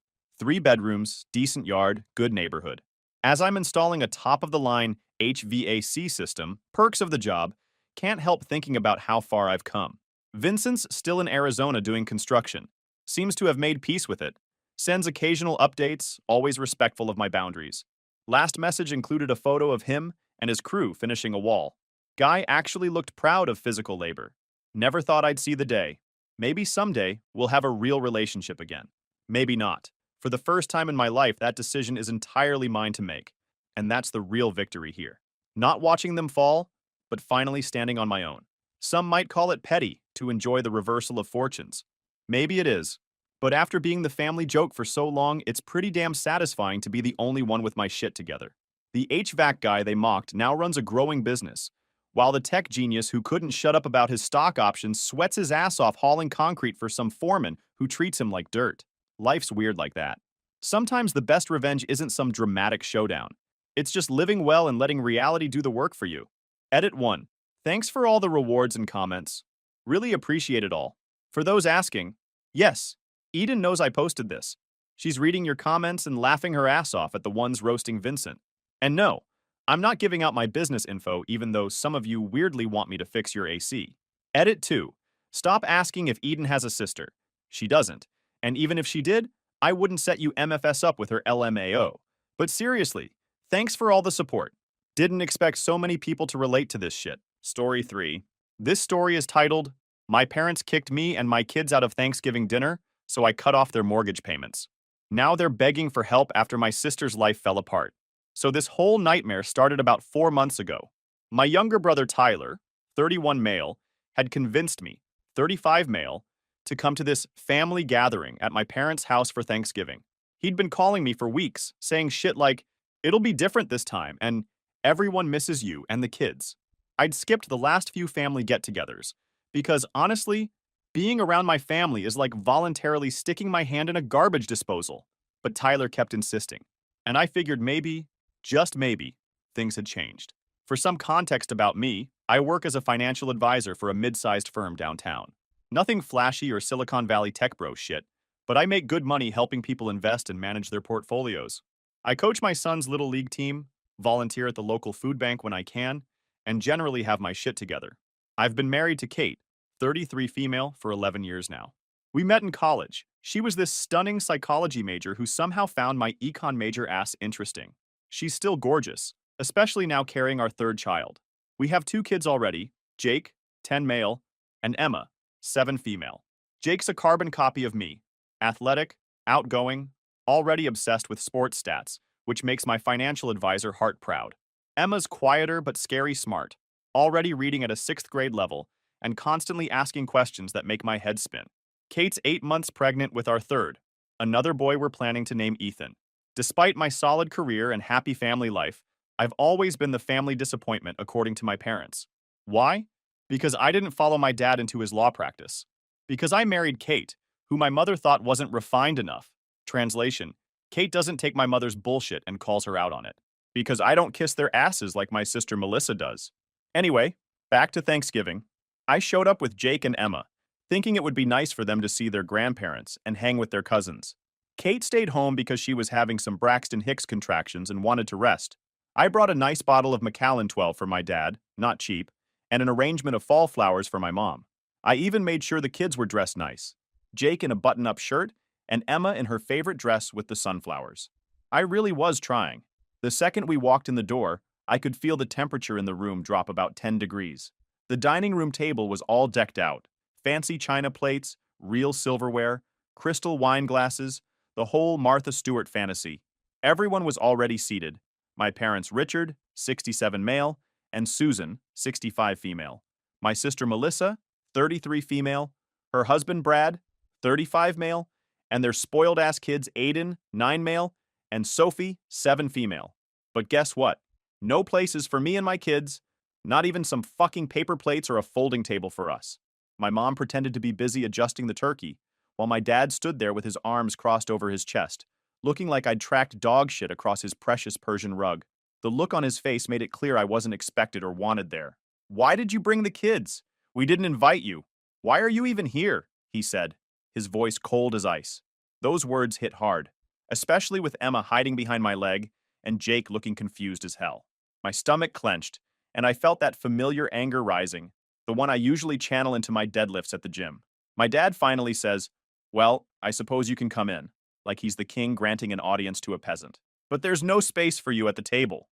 The other grandkids already have their spots," meaning Melissa's kids, the real grandchildren. I glanced over at Melissa, who was seated at my father's right hand, the position of honor. She had this smug little smile on her face, like she'd finally won some competition I didn't even know we were having. Her husband Brad was already half in the bag, judging by his flushed face and the way he was slurring his words as he talked about his fantasy football league with my dad. "You could eat in the kitchen," my mother suggested, not even looking at me directly. "Or maybe come back later when we're done." Come back later? Like we were delivery drivers or something? I stood there for a second, keeping my cool despite wanting to flip the whole damn table. I could feel Jake shifting uncomfortably next to me, and Emma was still hiding behind my leg. I had two choices: slink away with my tail between my legs, or stand my ground. I chose the latter. "So Melissa is the golden child now, huh?" I said, my voice steady despite the rage building inside me. "Now that she's moved up in her career, you don't need my help anymore." Melissa rolled her eyes like a teenager getting lectured about her curfew. "Help! No one relies on you, Mason. Don't be so dramatic." That's when something clicked. For years, I'd been helping my parents with their mortgage payments. Every month, without fail, I'd been sending them $800 to help cover their overpriced McMansion that they refused to downsize from. When they got behind on property taxes 3 years ago, I paid the $3,600 bill without complaint. When their roof needed repairs last year, I covered the $5,000 deductible their insurance wouldn't pay, all while trying to save for my own kids' college funds and prepare for our third child. I felt this weight lift off my shoulders, like I'd been carrying around a sandbag for years, and suddenly realized I could just put it down. "That's great," I said, a genuine smile spreading across my face. "That means I don't have to cover the mortgage payments anymore. That's on Melissa now." Eager, you should have seen their faces. It was like I'd announced I had their social security numbers tattooed on my ass. My dad's face went from smug to panic in 2 seconds flat. My mom suddenly found me very interesting, her head whipping around so fast I'm surprised she didn't get whiplash. Melissa straightened up in her chair like someone had jammed a broomstick up her ass. "Wait, what?" she squeaked, her voice suddenly an octave higher. I just shrugged my shoulders, feeling calmer than I had in years. "You don't need me, right? So I'll stop sending those extra payments. Melissa can take care of it from now on with her big promotion." The silence in the room was so thick, you could have cut it with one of my mom's fancy butter knives. It was almost fucking poetic how the atmosphere changed. One minute, I'm the family embarrassment they didn't want to acknowledge. The next, I'm the most important person in the room. Melissa tried to laugh it off, a nervous, high-pitched sound that didn't reach her eyes. Come on, Mason, don't be ridiculous. You wouldn't do that to Mom and Dad. My father cleared his throat, his lawyer face sliding into place. Now, Mason, let's not be hasty. Your mother and I appreciate your contributions to the household expenses. Contributions. Like I was dropping a few bucks in a collection plate, not keeping a roof over their heads. Dad, Melissa hissed. What is he talking about? What payments? Interesting. So my sister didn't even know I'd been bankrolling our parents all this time. That explained a lot about her attitude toward me. I looked at my kids. All right, guys, let's go. We're not wanted here. Are you really doing this? My father snapped, his face turning an impressive shade of crimson. On Thanksgiving? You just said we weren't welcome, I replied, keeping my voice steady, though I wanted to yell. I'm just respecting your wishes. Melissa looked at our mom, then back at me, the reality of the situation finally dawning on her. You wouldn't actually stop paying, would you? I smiled and looked her dead in the eyes. Watch me. Taking my kids by the hand, I walked toward the door. That's when I noticed Tyler standing in the back of the room, near the kitchen entrance. He'd been quiet the whole time, hands in his pockets, looking at the floor. Unlike the others, he looked genuinely ashamed of what had happened. Tyler? I acknowledged him with a nod. I'm sorry, man, he mumbled, barely audible. I didn't know it would be like this. I believed him. Tyler had always been caught in the middle. Not the golden child like Melissa, but not the designated family ATM like me either. Just sort of there. Not your fault, I told him. Then I walked out and slammed the door hard enough to rattle the windows, feeling the cold November air hit my face like a refreshing slap. In the car, I took a deep breath, my hands shaking slightly as I gripped the steering wheel. I hadn't planned on cutting them off financially today, but now that I'd said it out loud, it felt absolutely right. As we drove away, Emma asked from the back seat, her voice small, "Why don't Grandma and Grandpa want us at their house?" I caught her eyes in the rearview mirror and took a deep breath before answering. Kept my tone casual so they wouldn't pick up on how fucking furious I was. Some people just don't know how to treat family right, sweetie. Your aunt, too. But don't worry. We've got each other, and that's what matters. Jake, being older and more perceptive, wasn't so easily satisfied. Were you really giving them money, Dad? Smart kid. Nothing gets past him. Yeah, buddy. I was helping them out with their house payment for a long time, but not anymore. Because they were mean to us? Emma asked. Partly, I admitted, but mostly because they don't appreciate it. When people don't value your help, sometimes the best thing to do is stop helping. Jake nodded thoughtfully. Like when I kept helping Trevor with math, but he never said thanks and then called me a nerd? I chuckled. Exactly like that, bud. The ride home was quiet after that, the kids lost in their thoughts. I called Kate to warn her about what had happened, not wanting her to be blindsided by the kids' questions. When we got home, Kate was waiting in the living room, her face a storm cloud. Being 8 months pregnant with our third kid, she sat there, one hand resting on her belly, the other gripping her water glass so tight I thought it might shatter. They did that in front of the kids? She asked, her voice dangerously quiet. Yeah, they absolutely did. Made it clear we weren't part of the family. What did they say exactly? She demanded. So I told her everything, not sugarcoating any of it. She shook her head, her free hand clenching into a fist. Then they're not part of our family anymore. Period. That's one of the reasons I love my wife. She doesn't take shit from anyone, not even my parents. She's always been fiercely protective of our kids and me. I told them I'm cutting off the mortgage payments, I admitted. Kate's eyebrows shot up. Then she smiled slowly. Good. It's about time. The kids were hungry, since we'd missed out on Thanksgiving dinner, so we ordered pizza and had an impromptu movie night instead. As I watched them laughing at The Incredibles, curled up with Kate on the couch, I realized this was a much better Thanksgiving than anything my parents could have offered. The next week was like a weight had been lifted off my shoulders. I canceled the automatic transfer to my parents' account. No more $800 a month down the drain. No more late-night calls from my mom asking for just a little extra this month. No more feeling like an ATM with legs. It was just me, my kids, and my pregnant wife getting ready for our new baby boy. I kept waiting for the guilt to hit me, but it never did. Instead, I felt lighter, happier. I took the money I would have sent my parents and put it into our baby fund instead. I hit the gym harder than usual that week, channeling all that anger into my deadlifts. Felt fucking great to set a new personal record of 385 pounds while knowing I was keeping my money for my family. My parents called a few times in the days after Thanksgiving. I let the calls go to voicemail. The messages started out angry. How dare you embarrass us like that? Then shifted to guilt tripping. After everything we've done for you. And finally landed on desperate. Please call us back. We need to talk about the mortgage. I deleted them all without responding. Melissa tried texting me too. Real mature, Mason. Mom and Dad are upset. Fix this. I blocked her number. Then, out of nowhere, Tyler showed up at my house on a Tuesday night.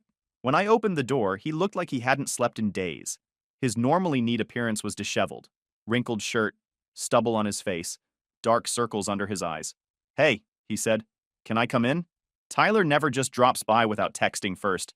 Something was definitely wrong. I let him in.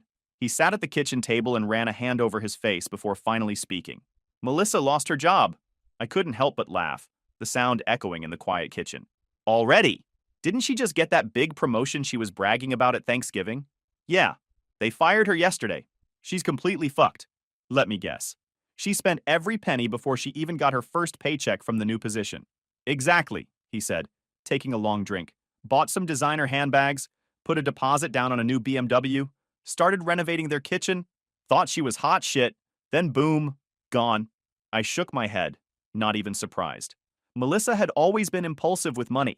When we were kids, she'd spend her allowance on the first day, then beg our parents for more. They always gave in. Some things never change. What was the job again? I asked, realizing I hadn't paid much attention to her bragging at previous family gatherings. VP of Marketing at Pinnacle Solutions, Tyler said. Big software company. Nearly doubled her salary from her last job. I whistled. That was a serious position. How the hell did she even get that job? Last I knew, she was a mid-level marketing manager with no tech experience. Tyler stared. That's part of the problem. She, might have exaggerated her qualifications a bit. She lied on her resume, I translated. Pretty much, he admitted. But that's not even the worst part. I raised an eyebrow, intrigued despite myself. What do you mean? She didn't just get fired, he continued, lowering his voice though it was just us in the house. She got caught in some shady shit. This guy at work, her new boss, she thought they were dating or something. Turns out he was embezzling money from the company, and somehow Melissa got tangled up in it.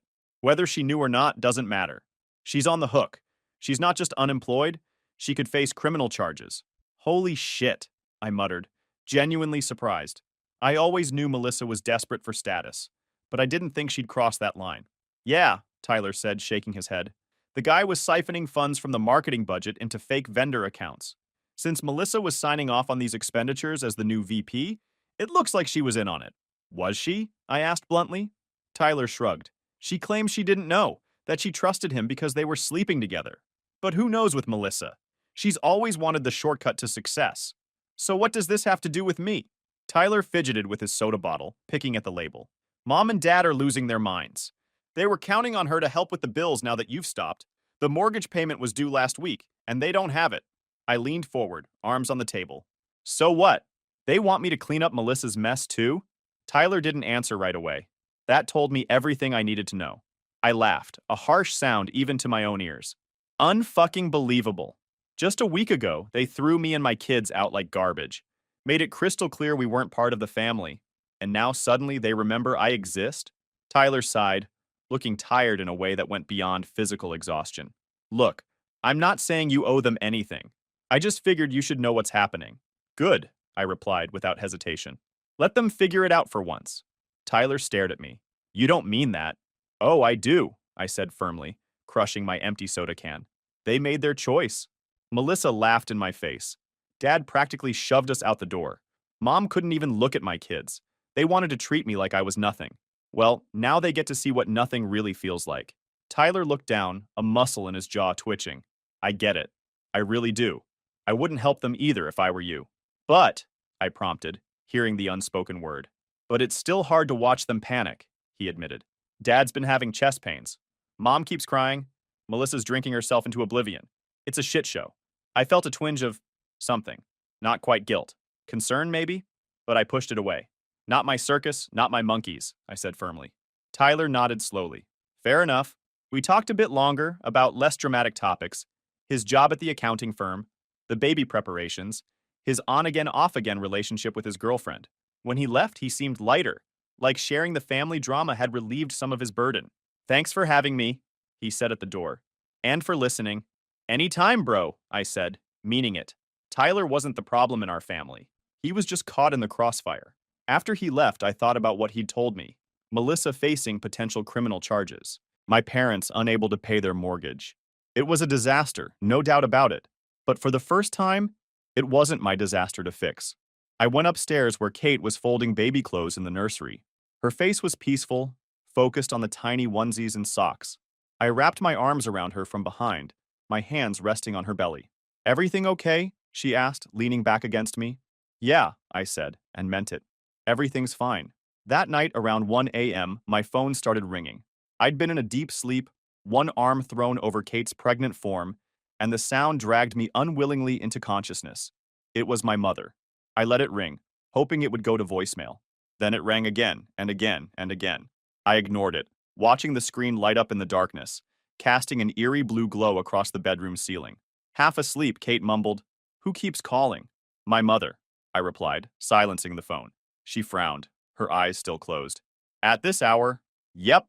I turned the phone face down and rolled over, wrapping my arm around her again. Just as I was drifting back to sleep, my phone buzzed with a text, then another, and another. Finally, I picked it up, squinting at the bright screen. A text from Tyler. "Pick up. Dad's in trouble." My stomach dropped. Despite everything, he was still my father. I slipped out of bed and into the hallway before calling Tyler back. He answered instantly. "Mason, you need to come over. Dad's having chest pains. Mom's freaking out." I ran a hand through my hair, suddenly wide awake. "What? Is it serious?" "He doesn't look good, man. He's pale, sweating, can barely talk." Mom tried calling Melissa first, but she's not picking up. Apparently, she's been drinking heavily since she got fired, and now she's ignoring everyone. I couldn't help but smirk in the darkness of the hallway. "You mean the favorite child doesn't want to handle family emergencies?" What a surprise. "Mason, come on. This is serious," Tyler said, his voice tight with stress. I paused. Part of me wanted to say, "Not my problem," and go back to sleep. But another part knew I'd never forgive myself if something happened to my dad, no matter how much of an asshole he'd been. I let out a breath. "Fine. I'll be there soon." I went back into the bedroom to get dressed. Kate sat up, turning on the bedside lamp. The light cast shadows across her very pregnant belly. "What's going on?" she asked, voice thick with sleep. "Dad's having chest pains. Tyler thinks it might be serious." She was immediately alert. "You're really going?" "I just want to make sure it's not actually serious," I said, pulling on a pair of jeans. "I'm not giving them a cent, though." She studied my face but didn't argue. "Be careful. Don't let them manipulate you again." I leaned down and kissed her. "I won't. Go back to sleep. I'll call you if anything major happens." The drive to my parents' house took 20 minutes, but it felt like hours. I kept picturing my dad, clutching his chest, gasping for breath.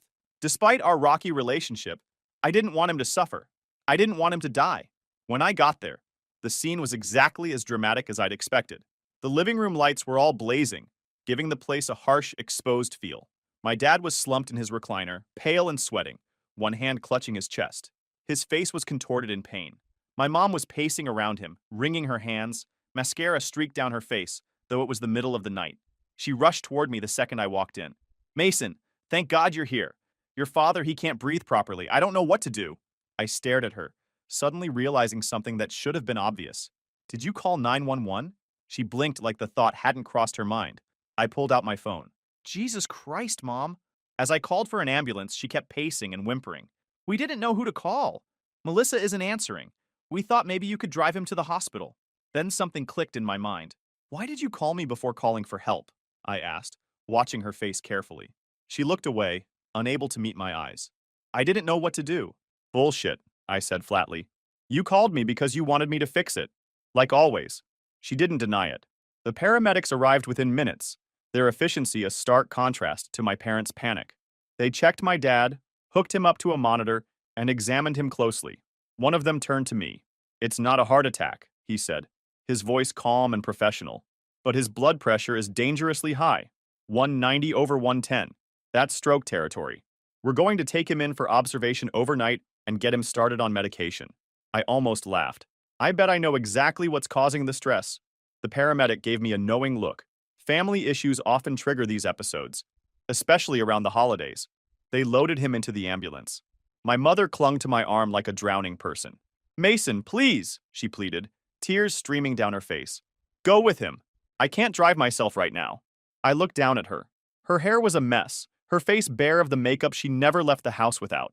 She looked old, vulnerable. But I also remembered how she couldn't even look at my children a week ago. Tyler can take you, I said, nodding to my brother who was hovering in the background. But I need you, she insisted, her fingers digging into my arm. Please. Why? I asked, genuinely curious. A week ago, you couldn't even set a place for me at your table. What's changed? Her eyes were red and puffy. We need help. The bank called today about the mortgage. We're behind on payments. I let the words sink in. A week ago, I meant nothing to this woman. Now I was suddenly their only hope. I met her gaze and said, no. Then I turned and walked out, ignoring her calls behind me. For the first time in years, I felt completely free. I had spent my entire adult life believing that if I didn't hold everything together, my family would fall apart. But the truth was, they'd been using me all along. As I drove home through the quiet pre-dawn streets, I felt a sense of peace I hadn't experienced in years. The next morning, I was making breakfast when Kate came into the kitchen, her pregnant belly entering the room a second before the rest of her. She poured herself some orange juice and watched me flip pancakes for the kids. So how bad was it? She asked. I shrugged, sliding a perfect golden pancake onto the growing stack. No heart attack, just high blood pressure from stress. She raised an eyebrow. And I told my mom no, I said, pouring more batter onto the griddle. She wanted me to drive her to the hospital. I told her Tyler could do it. Her eyes widened. You actually said no? Just like that? Yup. Walked right out. She came over and kissed me, her belly bumping against mine. I'm proud of you. It's about time they learned they can't use you anymore. Jake and Emma came bounding into the kitchen, still in their pajamas, hair wild from sleep. Pancakes! Emma squealed, climbing onto her chair. We had a normal family breakfast. No drama, no guilt, no financial stress. Just us. It felt fucking good. After dropping the kids at school, I headed to the gym. I needed to clear my head, and nothing does that better than a good workout. I was in the middle of a set of bench presses when my phone buzzed. Tyler again. Hey, I grunted, setting the barbell back on the rack. Dad's being discharged, he said without preamble. They've got him on blood pressure medication. He's supposed to rest and avoid stress. I wiped sweat from my forehead with a towel. Good to know. There was a pause. They're really in trouble, Mason, I sighed, sitting up on the bench. We're not doing this again, Tyler. I know, he said quickly. I'm not asking you to help. I don't know what to do. Mom's talking about taking out a payday loan to cover the mortgage. I winced. Payday loans were financial suicide. That's a terrible idea. Yeah, no shit, Tyler agreed. But they're desperate. I thought for a moment. Look, as a financial advisor, here's what I'd tell anyone in their situation. They need to call the bank and explain the situation. They might be able to work out a payment plan. If not, they should consider selling the house. It's too big for them anyway. Tyler was quiet for a moment. I've been telling them that for years. They won't listen. Not your problem, I said firmly. Not mine either. Yeah, he said, sounding resigned. You're right. We hung up, and I finished my workout, trying to push the conversation out of my mind. But it lingered. Not because I felt responsible, but because I was genuinely curious about how this would all play out. For the first time, I wasn't rushing in to fix everything. I was simply an observer to my family's chaos. 3 days later, I was at the office when my phone buzzed with a text from Tyler. Melissa's here, at Mom and Dad's. She wants to talk to you. I laughed out loud, earning a curious look from my assistant. Not happening, I texted back. Mason, listen. It's bad. Really bad. She's facing embezzlement charges. The company is pressing charges against her and her boss. She could go to jail. I put my phone down and focused on the client file in front of me. Not my problem. But my phone kept buzzing. She's desperate, man. She's been crying for hours. Dad's still not doing well, and the bank sent a foreclosure notice yesterday. I typed back, so what, Tyler? They made it clear where I stand in this family. There was a pause, then. Just come over. Hear them out. That's all I'm asking. I stared at the message for a long time. Part of me wanted to ignore it, to continue my clean break from my toxic family. But another part was curious. What could Melissa possibly say to me now? What could any of them say? Against my better judgment, I texted back, fine, after work. The rest of the day dragged. I found it hard to concentrate on my clients' portfolios when I kept imagining the showdown to come. By the time I left the office, I was a mix of irritation and anticipation. I called Kate on the way. Tyler wants me to stop by my parents' house. Apparently, Melissa wants to talk. Kate's concern was immediate. Are you sure that's a good idea? Probably not, I admitted. But I'm curious what they could possibly say at this point. Just remember everything they've done, she said. Don't let them manipulate you. I won't, I promised. I'll be home for dinner. When I pulled up to the house, I noticed Melissa's car parked haphazardly in the driveway, one tire on the lawn. Classy. I took a deep breath before getting out of my car, reminding myself that I was in control here. They needed me. I didn't need them. I walked in without knocking. The scene in the living room was like something out of a bad drama. My father sat in his chair looking frail and old, a stark contrast to his usual commanding presence. My mother hovered nearby, wringing her hands. And Melissa sat on the couch, her normally perfect appearance completely disheveled. Makeup smeared, hair unwashed, wearing what looked like pajama pants and a stained sweatshirt. When she saw me, she actually stood up, her eyes red and swollen from crying. Mason, she said, her voice hoarse. I stayed by the door, arms crossed.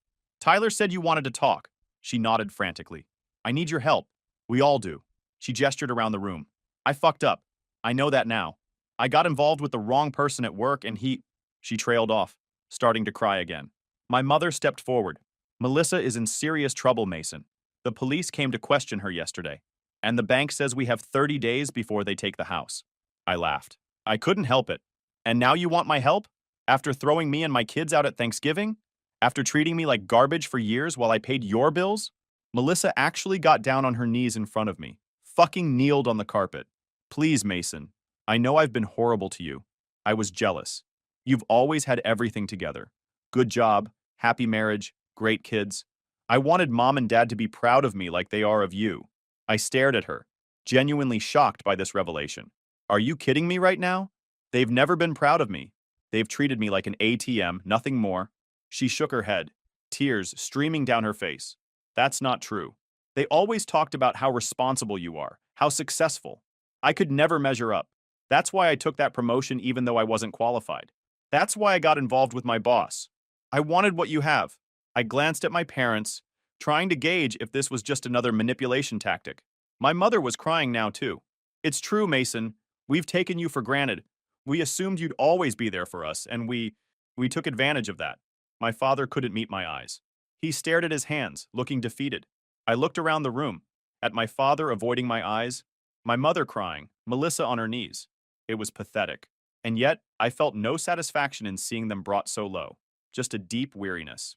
So what exactly do you want from me? I asked, though I already knew. Melissa wiped her nose with her sleeve. I need a lawyer, a good one. And mom and dad need help with the mortgage until I can get back on my feet.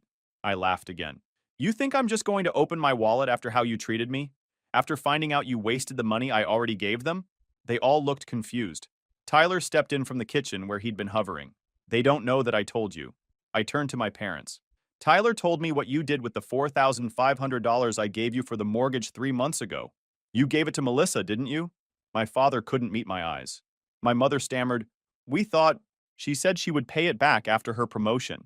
So not only did you take advantage of me for years, but you lied to me about where the money was going? And now you want more? Melissa was sobbing now, actual ugly crying with snot running down her face.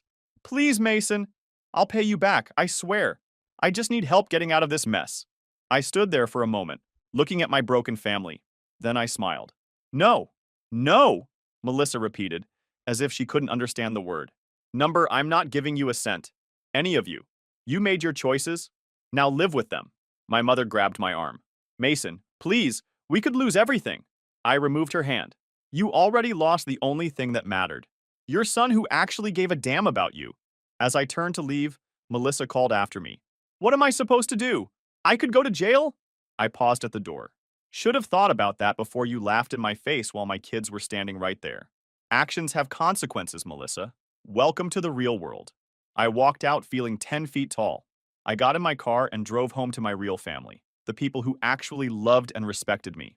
2 weeks after I walked out on my pathetic family, Tyler called to update me. Melissa took a plea deal. No jail time, but she has to pay back $75,000 and she's on probation. She lost her apartment, sold her car, and she's working at a call center now. Karma's a bitch, I said, feeling nothing but satisfaction. Your parents are losing the house, Tyler continued. They're getting foreclosure notices. Not my problem, I replied. A month later, Kate gave birth to our son Ethan. I didn't tell my parents. Why would I? They weren't family anymore. When my mother somehow found out and called begging to see him, I blocked her number. When they sent gifts for Emma's birthday, I donated them to Goodwill without telling my kids. Tyler moved in with us after my parents kicked him out for taking my side. He's been great with the kids and is saving for his own place. It's been 4 months since I cut them off. My life is better in every way. I sleep better. I've set new personal records at the gym. I've added $35,000 to my kids' college funds, money that would have gone to supporting my parents and sister's bullshit. Do I miss them? Fuck no. I miss the idea of having real parents who love you for who you are, not what you can give them. But the people they really are, the ones who threw me and my kids out, then expected me to rescue them when Melissa's life fell apart? No, I don't miss them at all. My real family is right here. Kate, Jake, Emma, Ethan, and Tyler. The people who actually give a shit about me. Edit. Holy shit, this blew up overnight. RIP my inbox. Thanks for all the awards and support, bros. For those saying I should be the bigger man and help them, fuck that noise. I was the bigger man for years while they took advantage of me. Some bridges deserve to be burned. Story 4. This story is titled, I've been paying for my parents' living expenses, but at a Christmas party. I found out they were mocking me as a low-educated freeloader, so I cut them and stopped sending them money. Hi, everyone. Before we dive in, a quick favor. If you enjoy content like this, please hit the subscribe button. It's free, supports the channel, and makes sure you never miss out on amazing videos. All right, let's get started. So, I've been thinking about this a lot lately because it's Christmas again, and it's bringing up a lot of memories from last year. Honestly, I've been trying not to dwell on it too much, but it's hard when the decorations, music, and general holiday vibes remind me of how everything went down. Last Christmas was when I realized how messed up things were with my family and decided to finally put myself first. For a little background, my name's Lucas, and I'm 28 now. I grew up in a small town. It's the kind of place where everyone knows everyone, which sounds cozy until you're the one everyone whispers about. My family was what you'd call average on the outside. Mom, dad, me, and my little sister Emily. My grandparents lived with us too for a while, and they were probably the only ones who really cared about me, but I'll get to that. Emily is 7 years younger than me, and from the moment she was born, she was basically the queen of the house. I don't blame her for that. She didn't ask to be the favorite, but it was obvious to everyone, even as a kid. Her birthdays were these huge events with decorations, cakes, and gifts that would make you think she was royalty. Meanwhile, my birthdays were combined with Christmas, as my birthday is a few days before. One gift, usually something useful, like a notebook or socks. I mean, I get it, times were tough, but it still felt like I didn't matter as much. It wasn't just birthdays, though. When Emily joined the debate team in high school, my parents were at every competition, cheering her on. But when I played my last basketball game as a senior, they didn't even show up. They said they had to take Emily to practice. Stuff like that happened all the time. It wasn't even subtle. Now, my grandparents, they were great. My grandma especially would always try to make me feel included. She'd tell my parents off for ignoring me. But honestly, it didn't change much. When they passed away, both within a few months of each other, it was like the last bit of support I had in that house disappeared. My parents started leaning on me more, but not in the way you'd expect. By the time I graduated high school, I already knew college wasn't in the cards for me. I wanted to study computer science. I was obsessed with coding, building little programs on my own whenever I could. But my parents shut that down immediately. We don't have the money for that, they said, as if that was the end of the conversation. But somehow they had money for Emily's extracurriculars and private tutors. It hurt, but what could I do? So I moved to the city and got a job at a small tech company doing clerical work. It wasn't glamorous, but it paid the bills, and I was determined to make something of myself.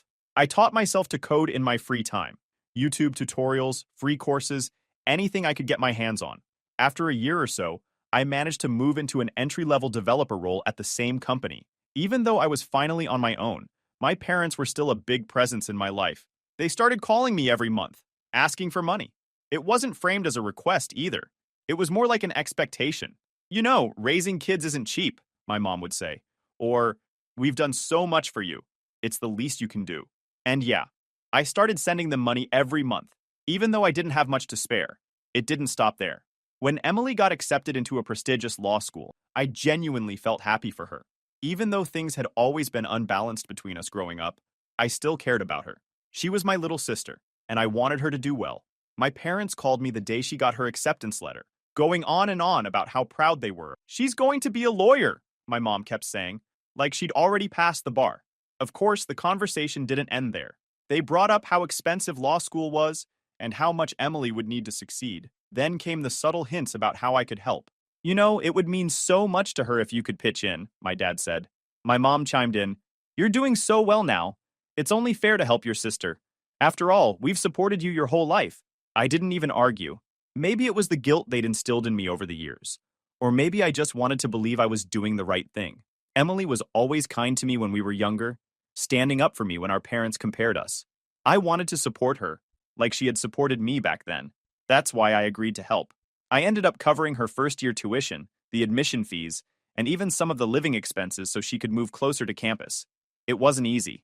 I had to dip into my savings, and for months I lived on a tighter budget just to make it work. At first it felt worth it. Emily was so grateful, or at least that's how it seemed. She called me a lot in those first few months, thanking me over and over for helping her out. "I wouldn't be able to do this without you, Lucas," she said once. I remember feeling a weird mix of pride and relief hearing those words. It was like all the sacrifices I'd made were finally paying off. She'd tell me about her classes and how challenging but exciting they were. "We've got this one professor who's like a total legend in the field," she'd say. "He's tough, but I'm learning so much." I liked hearing about her life, even if I couldn't relate to it. I hadn't gone to college, so I didn't have stories about professors or campus life. But through her, I got a small glimpse of what it was like, and that felt nice. The calls started to slow down after a while. At first, I didn't think much of it. Law school sounded intense, and I figured she was just busy. When she did call, it was usually because she needed something. "Hey Lucas, I'm running low on rent money. Can you help?" Or, "I need this textbook, but it's crazy expensive. Can you send me a bit to cover it?" I always said yes.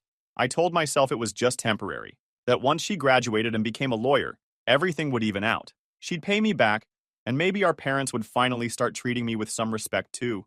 But then her tone started changing. The gratitude from earlier in the year was gone, replaced with this expectation, like it was my duty to help her. There was no thank you anymore, just a quick acknowledgement before she hung up. When I tried to ask her how she was doing, or talk about my life, she seemed distracted, like she couldn't wait to get off the phone. Yeah, I'm fine, Lucas. Anyway, about that rent money, I didn't know how to bring it up without sounding petty, so I let it slide. But it started to eat at me. I'd be sitting at my desk at work, thinking about how much I was sacrificing for her while she barely acknowledged it. I was skipping out on things I wanted, new clothes, dinners out with friends, even saving for a better apartment, just so she could focus on school without worrying about money. The thing that really got to me was how our parents acted during all of this. Every time they called, it was the same story. "Emily's doing so well. We're so proud of her," they'd gush. If they mentioned me at all, it was only in relation to how I was helping Emily. "It's good that you're supporting her, Lucas. That's what family does." Not once did they ask how I was doing. They didn't know about the long hours I was putting in at work or the freelance projects I was taking on just to make ends meet. They didn't know how drained I felt, working nonstop while watching my savings dwindle away. And honestly, I didn't expect them to ask. That's just how it had always been. By the end of Emily's first year, things between us had shifted completely. She didn't call unless she needed something, and when I reached out, she barely responded. I remember one time I texted her, asking how her exams went. She replied a day later with a single word: "Good." No follow-up, no details. It felt like I was talking to a stranger. I started to resent her, but I didn't know how to deal with it.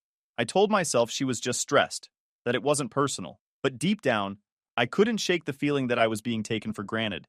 Not just by Emily, but by my parents too. One night, I got a call from my mom. She wanted to talk about Emily, of course. "She's doing so well, Lucas. You should be proud of her," she said, the same way she always did. I muttered something about how I was glad she was doing well, but I guess my tone gave me away. "What's wrong?" my mom asked, sounding more annoyed than concerned. "Nothing," I said quickly, but then I couldn't stop myself. "It's just, I feel like all I ever do is give. I've been helping Emily nonstop, and it's like no one even notices." There was a long pause before she responded. "Lucas, don't be selfish. Emily is doing something important with her life. You're just working in tech. She's going to be a lawyer. You should be happy to support her." That hit me hard. It was like all the work I'd put into building my life didn't matter, because I didn't have a fancy title or a degree. I wanted to argue, to defend myself, but I knew it wouldn't change anything. So I just said, "Okay," and hung up. That conversation stuck with me for weeks. I started to see everything more clearly. By that time, I was exhausted, physically, emotionally, and financially. But I didn't know what to do. Cutting them off felt impossible. They were my family, after all. But part of me wondered how much longer I could keep this up before I broke completely. Last Christmas, I got a call from my mom a few weeks before the holiday. She sounded unusually chipper, which immediately put me on edge. Usually, when she was in a good mood, it meant she was about to ask for something. But instead of the usual spiel about money, she invited me to a Christmas party at their place. We're having everyone over this year. Relatives, neighbors, even a few of Emily's friends, she said. It'll be nice to have the whole family together again. You'll come, won't you? I wasn't sure at first. Going home always came with its share of baggage, and I wasn't in the mood to deal with all that. But she kept pressing. It's been ages since we all got together, she said, guilt dripping from her voice. Emily would love to see you, and it's Christmas. Don't you want to spend the holiday with your family? I agreed, mostly to avoid the endless calls and guilt trips I knew would follow if I said no. Plus, I figured it might be a chance to reconnect with everyone. Maybe things wouldn't be so bad this time. So, I took the train back to the town on Christmas Eve, carrying a few small gifts I'd picked up for everyone. Nothing fancy, just little things I thought they'd appreciate. When I got to the house, it was packed. There were relatives I hadn't seen in years, neighbors I barely recognized, and even a few of Emily's old high school friends. The energy in the house was loud and chaotic, but in that festive way that made it feel like Christmas. At first, it was actually kind of nice. I caught up with a couple of cousins, made small talk with some neighbors, and even managed to chat with Emily for a bit. She seemed busy, though, flitting from group to group like she was hosting the whole thing. The evening started to shift when my dad called everyone into the living room. He stood up by the fireplace, holding a glass and grinning like he was about to announce something big. My mom stood beside him, beaming, and Emily was next to her, looking a little smug. Thank you all for coming, my dad began. It's so wonderful to have everyone here to celebrate the holidays. But tonight isn't just about Christmas. It's also about celebrating some incredible news. I had a sinking feeling in my stomach. I knew where this was going. We're here to celebrate Emily, who's just finished her first year at law school with flying colors, he said. Everyone clapped, and a few people even cheered. My mom jumped in, talking about how proud they were of her, how hard she was working, and how bright her future looked. I clapped along with everyone else, but I couldn't help feeling a little invisible. It wasn't that I wanted a big announcement or anything, but it stung that my parents didn't even mention me. Not a word about how I'd helped pay for Emily's first year, or how I'd been sending money home for years. As the night went on, it got worse. Emily started talking about her law school experiences, and at first it was kind of interesting. But then she started bragging. Law school is no joke, she said, loud enough for everyone to hear. It's not like working a regular 9-to-5 job. It takes real intelligence and dedication. You can't just wing it. I tried to brush it off, but then she made a comment that hit a little too close to home. I mean, coding? That's something anyone can learn online these days. It's not exactly rocket science. I glanced around the room, expecting someone to say something, but instead, my parents laughed. My dad even nodded like he agreed. I felt a mix of anger and embarrassment. Here I was, working my ass off to support myself, and them, and they were mocking my career like it didn't matter. At one point, a neighbor I'd known since I was a kid came up to me. Lucas, you're doing great, right? I heard you're working in tech, she said with a warm smile. Before I could even respond, my mom jumped in. Oh, he's doing okay, she said, waving her hand dismissively. But Emily is the real star of the family. She's going to be a lawyer, you know. My dad chuckled. Lucas is good at what he does, but it's not exactly prestigious. I excused myself and went into the kitchen, pretending to check on the food. I just needed a minute to breathe. I overheard more of their conversation from the kitchen. My mom was telling some relatives about how they had to step in to help Emily because I wasn't pulling my weight.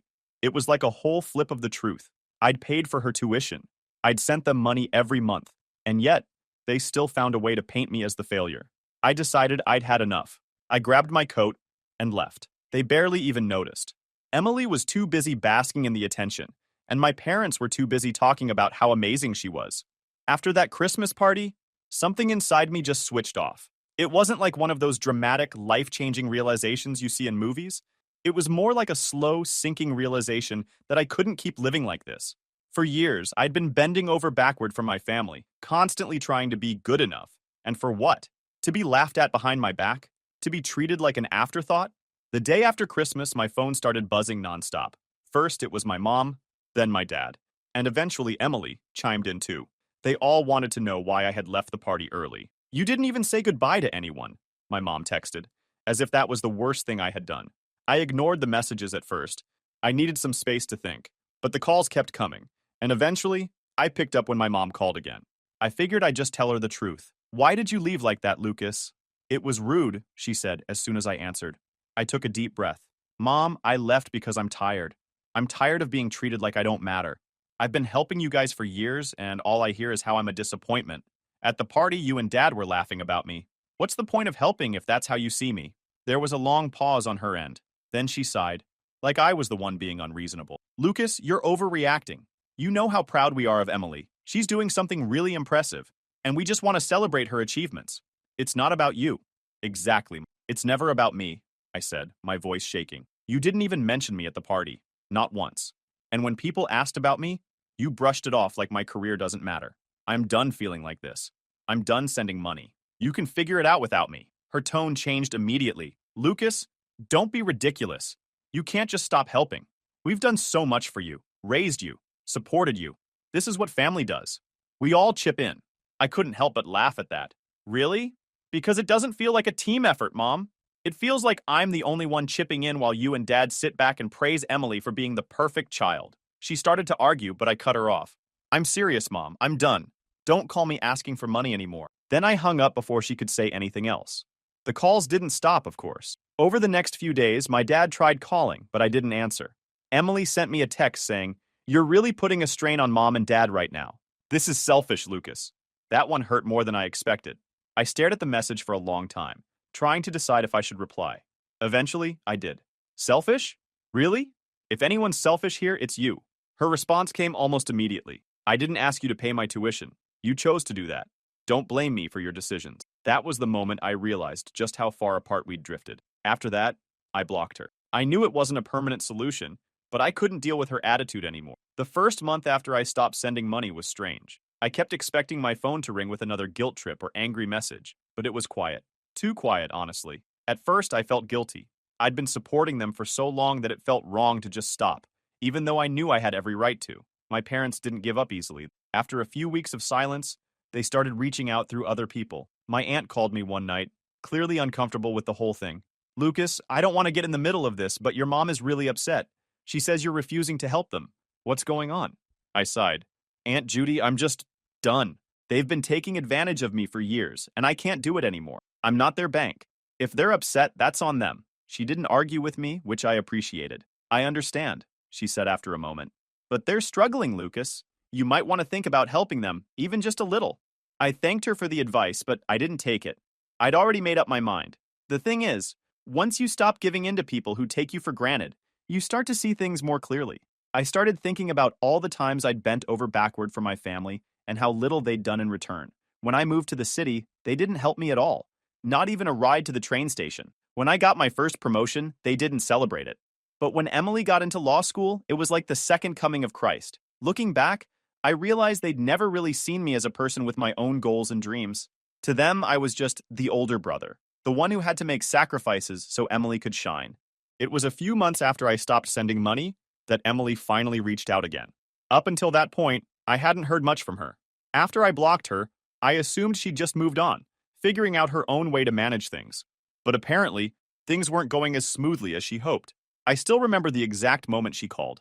It was a Wednesday evening, and I'd just gotten home from work. My phone buzzed, and her name popped up on the screen. For a second, I debated not answering. I mean, what could she possibly have to say that I'd want to hear? But out of curiosity, I picked up. Lucas, she said, her voice tight.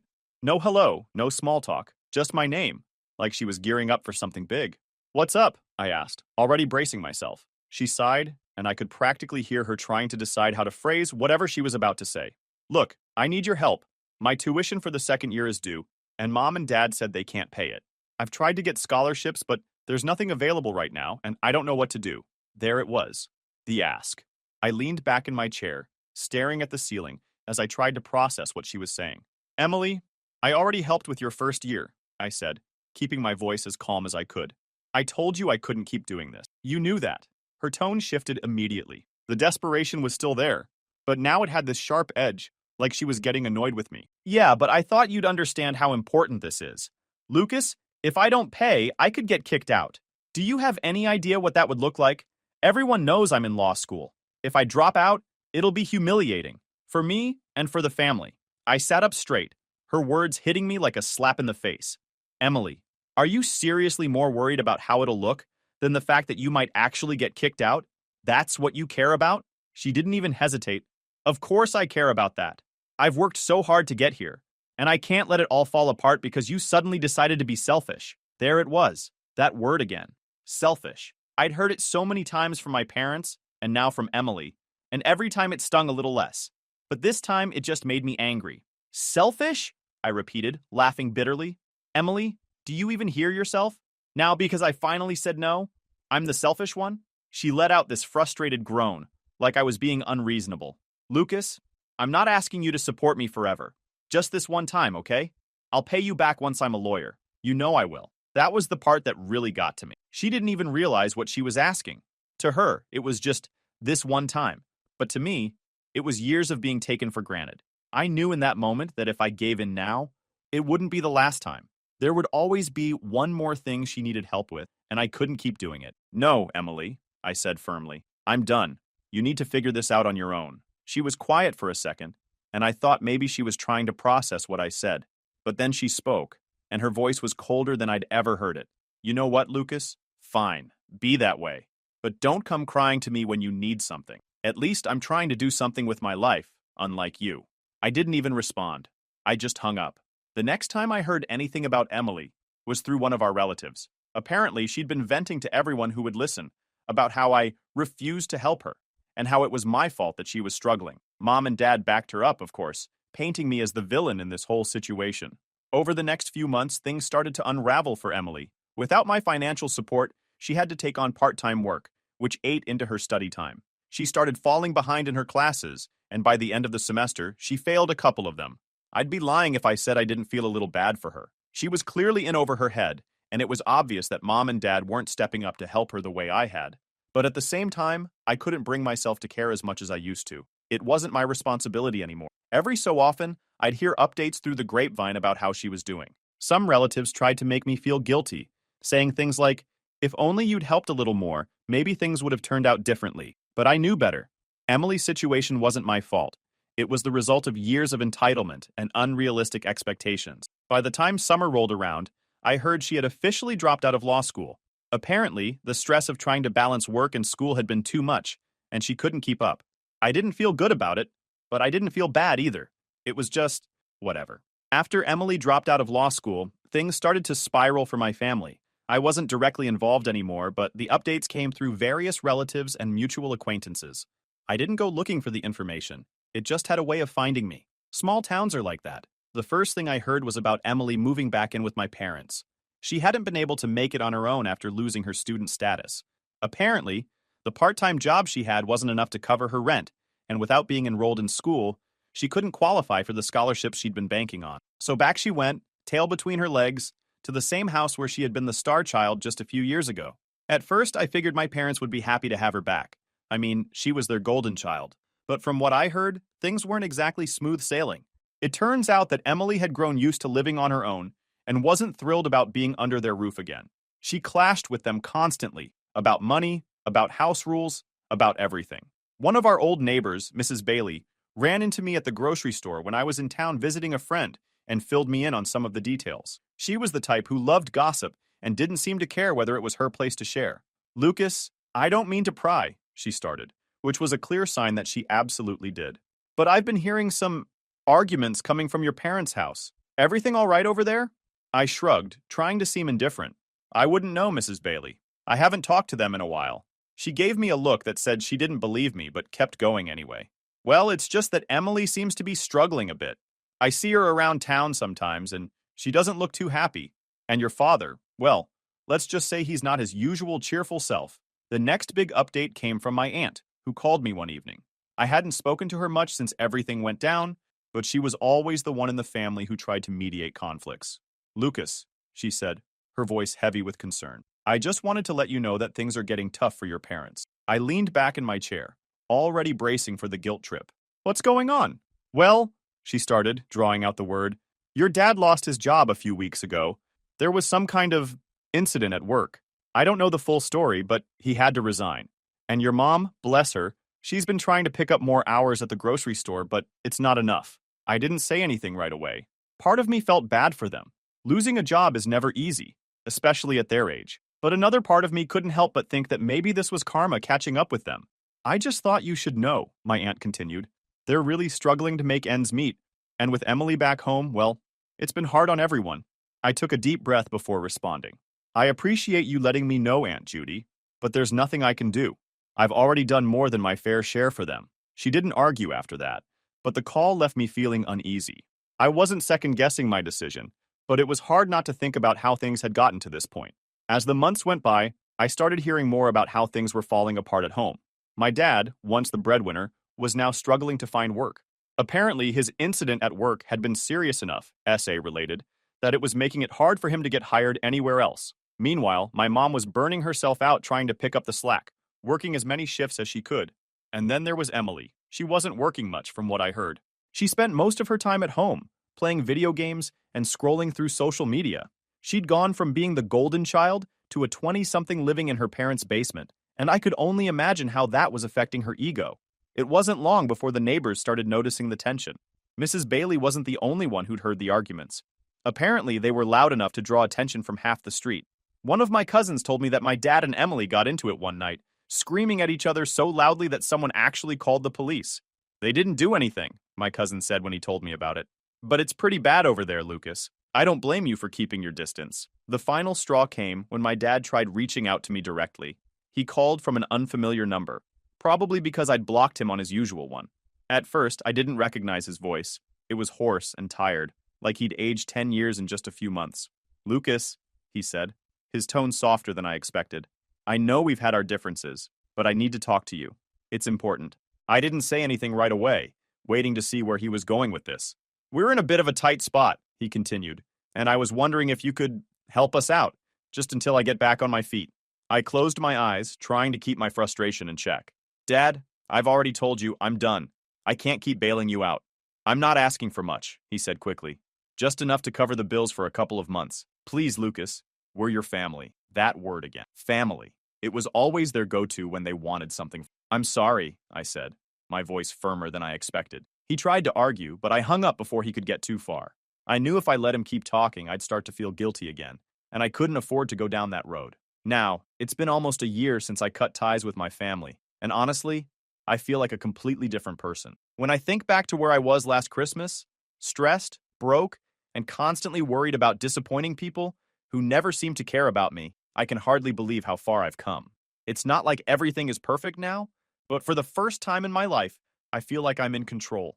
After I stopped sending money to my family, I suddenly had all this extra breathing room financially. It was strange at first. I'd been living paycheck to paycheck for so long that I didn't even know what to do with the extra money. For the first few months, I saved as much as I could, just in case something unexpected came up.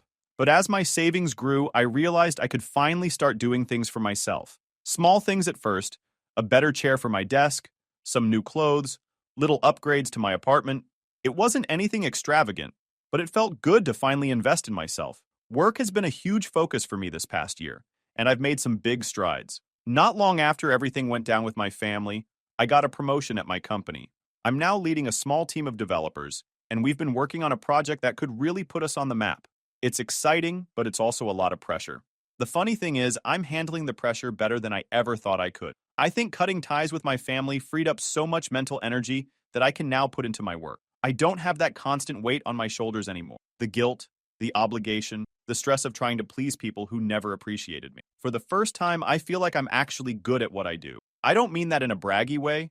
It's just that I've stopped doubting myself so much. Before, every time I achieved something, I'd hear my parents' voices in my head, downplaying it or comparing it to Emily's accomplishment. But now, those voices are gone, and it feels incredible. One of the biggest changes in my life has been deciding to go back to school. This was something I never thought I'd get the chance to do.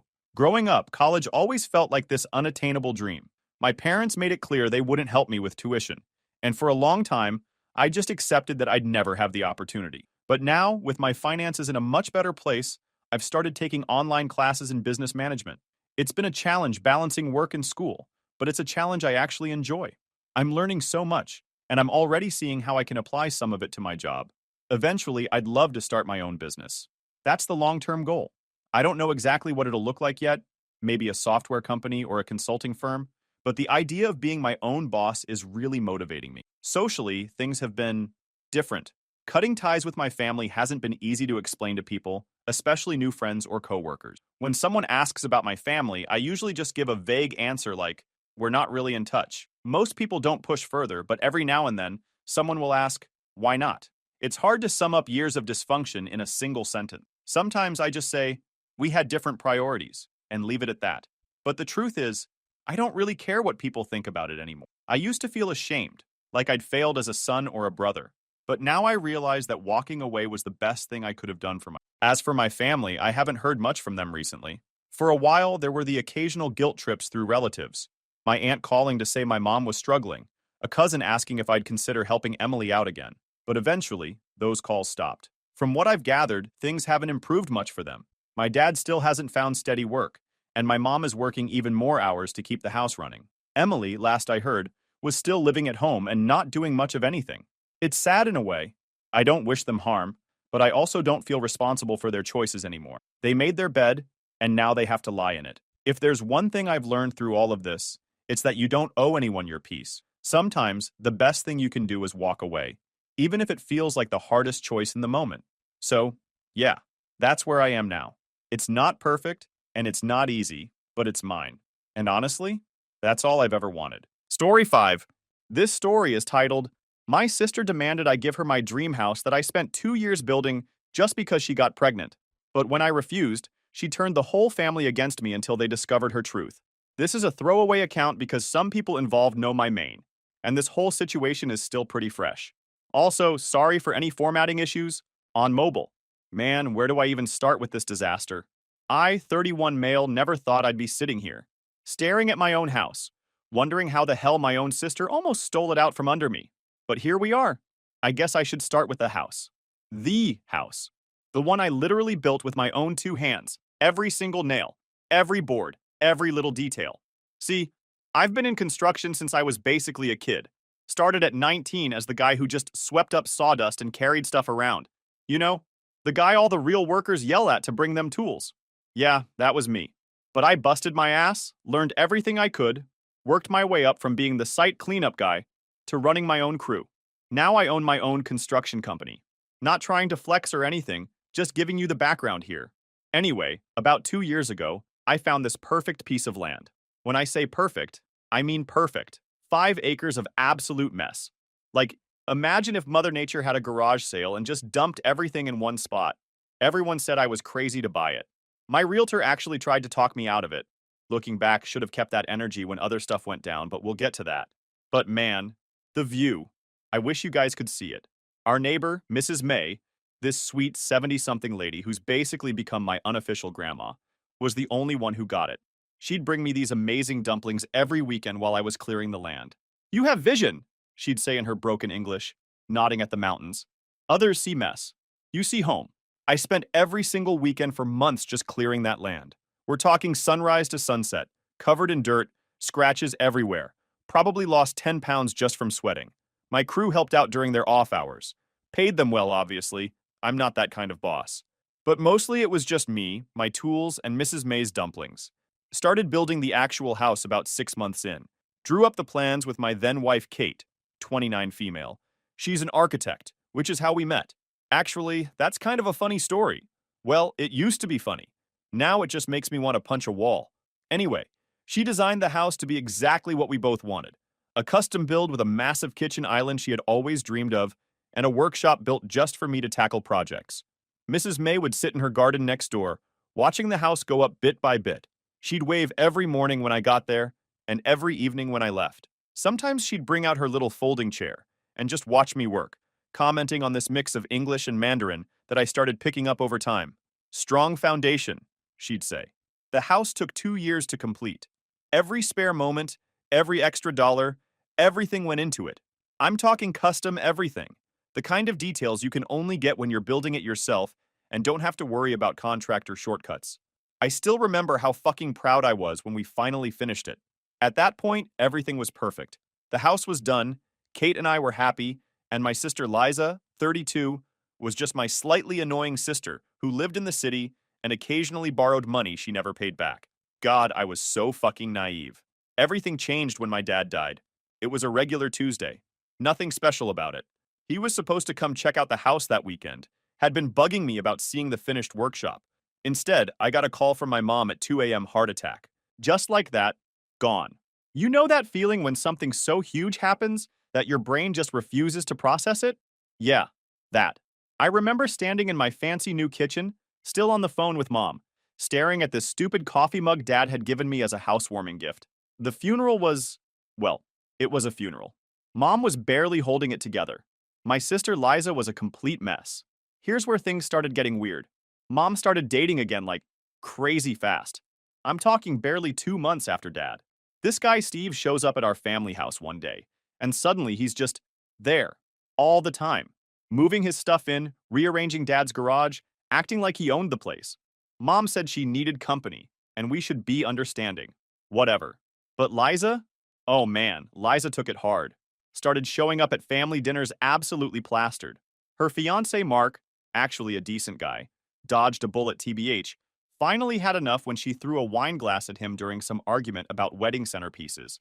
Left her for his yoga instructor or Pilates teacher or whatever. Honestly, good for him. So there's Liza, fresh off losing dad and getting dumped, crying on our front porch at midnight. Kate was all, we have to help her, and she's family, and it's just temporary. Mrs. May actually pulled me aside when she saw Liza moving boxes in. Bad energy, she said, shaking her head. That one brings storm clouds. At first it seemed fine. Kate and Liza got super close, like weirdly close. They'd do these movie nights, go shopping together, all that Hallmark movie sister-in-law bullshit. Liza would cook these elaborate dinners with my groceries, BTW, and tell Kate all these stories about our childhood. Mostly made-up stories, but I didn't know that then. Meanwhile, I was working my ass off trying to land this huge contract that would really put my company on the map. Coming home late most nights, leaving early in the morning. Kate started making these little comments about how I was never around, and Liza says you were always like this, and maybe you're too focused on work. But then I started noticing weird charges on our shared credit card. Spa days, fancy restaurants, shopping sprees, all while Liza was supposedly looking for a job. Kate defended every single charge. She's going through a rough time, and it's not that much money, and don't be so controlling.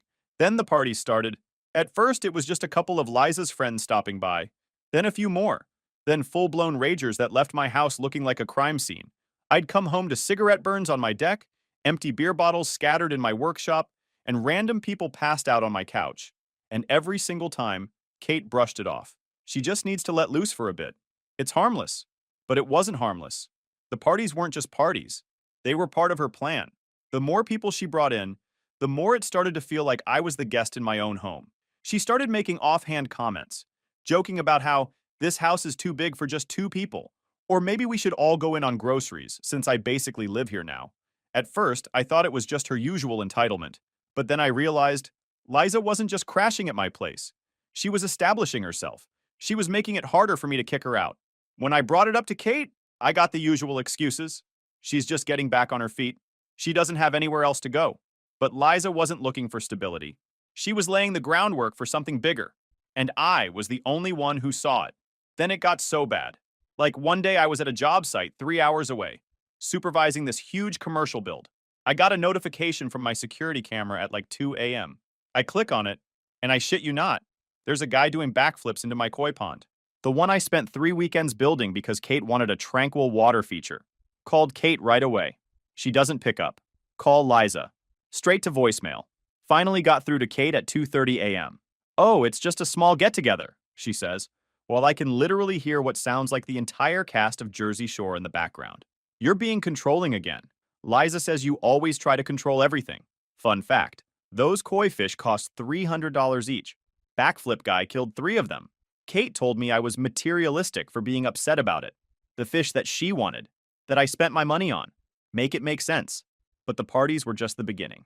Liza started this weird campaign of little comments and innocent observations. Like she'd wait until Kate was in earshot and then say stuff like, "Remember when you pushed Tommy Stevens off his bike in 3rd grade? You've always had such a temper." I didn't push Tommy Stevens. He hit a rock and fell. I was just standing there. It's so brave of Kate to let you handle the finances. After what happened with Dad's business, nothing happened with Dad's business. It was successful until the day he died. Oh, you're working late again? Some things never change. I was working late to pay for the damage her friends kept doing to my house. And Kate ate it all up. Every single word. Started giving me these concerned looks when I'd get frustrated about finding empty bottles in my workshop or cigarette burns on my custom cabinets. Started suggesting I talk to someone about my anger issues. Yeah, because apparently not wanting drunk strangers destroying your house is an anger issue now. One night, after coming home to another mess, I finally asked Liza, "So, how long are you planning on staying?" She barely looked up from her phone. "I don't know. Kate said I could stay as long as I need." Kate, who had just walked in, sighed. "She's still figuring things out. Maybe just give her some space?" I rubbed my temples. Liza let out a dramatic sigh and stood up. "If my presence bothers you that much, maybe I should just leave." Kate immediately softened. "Liza, you don't have to go anywhere. If it's that much of a problem, maybe you should stay at one of your friends' places for a few days just to clear your head." I blinked. "My friends' places? In the house I built?" Kate frowned. "I'm just saying, maybe a little space would help everyone cool off." I looked at Kate, waiting for her to realize what she had just suggested, waiting for some flicker of self-awareness to cross her face. Nothing. For a split second, the anger burned white hot, not just at Liza, but at Kate, for how easily she defended her, for how casually she dismissed my frustration, for making me the outsider in my own damn home. Liza was watching me carefully. She wanted a reaction, wanted me to lash out so she could play the victim again, and give a reason for Kate to see me as a monster. I clenched my jaw, forcing my shoulders to relax, not giving her that satisfaction, and walked away. The worst part was how Liza would act all innocent whenever I confronted her. "Oh, I didn't mean it like that," or "I'm just worried about you," or my personal favorite, "Kate, he's scaring me," complete with fake tears and trembling lip. She started rearranging things in the house, moving furniture, changing decorations, organizing my workshop. When I'd get mad, Kate would say I was overreacting and being territorial. Then Liza started inviting guys over, like different guy every week kind of thing. They'd show up late at night, looking like extras from a bad reality show. One of them actually tried to give me advice about my own house. "You know, this wall would look better in chartreuse." First of all, who the fuck says chartreuse? Second, who the fuck asks you? Mrs. Mai started keeping a notebook of all the cars that would show up at our house. Make, model, license plate, everything. "Evidence," she'd say, tapping her temple. "Always keep evidence." Things started getting worse.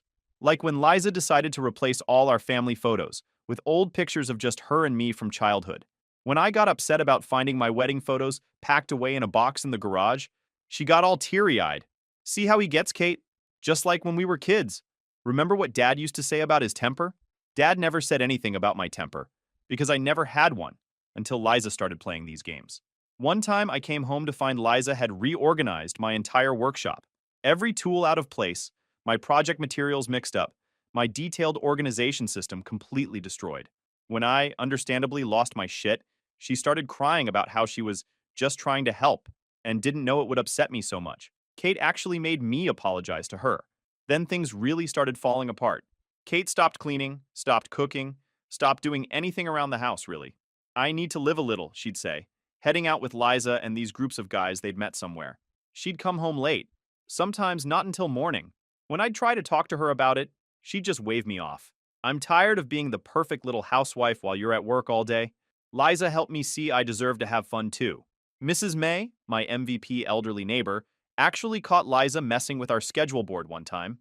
Saw her through the kitchen window, erasing and rewriting stuff. When Mrs. May told me, I tried to tell Kate, but guess what? Mrs. May must be confused. Or, she probably just saw Liza updating the board. Or my favorite, "Why are you trying to turn everyone against my friend?" Yeah, my friend, because that's what Liza had become. My wife's new BFF. They had inside jokes now. Shared looks.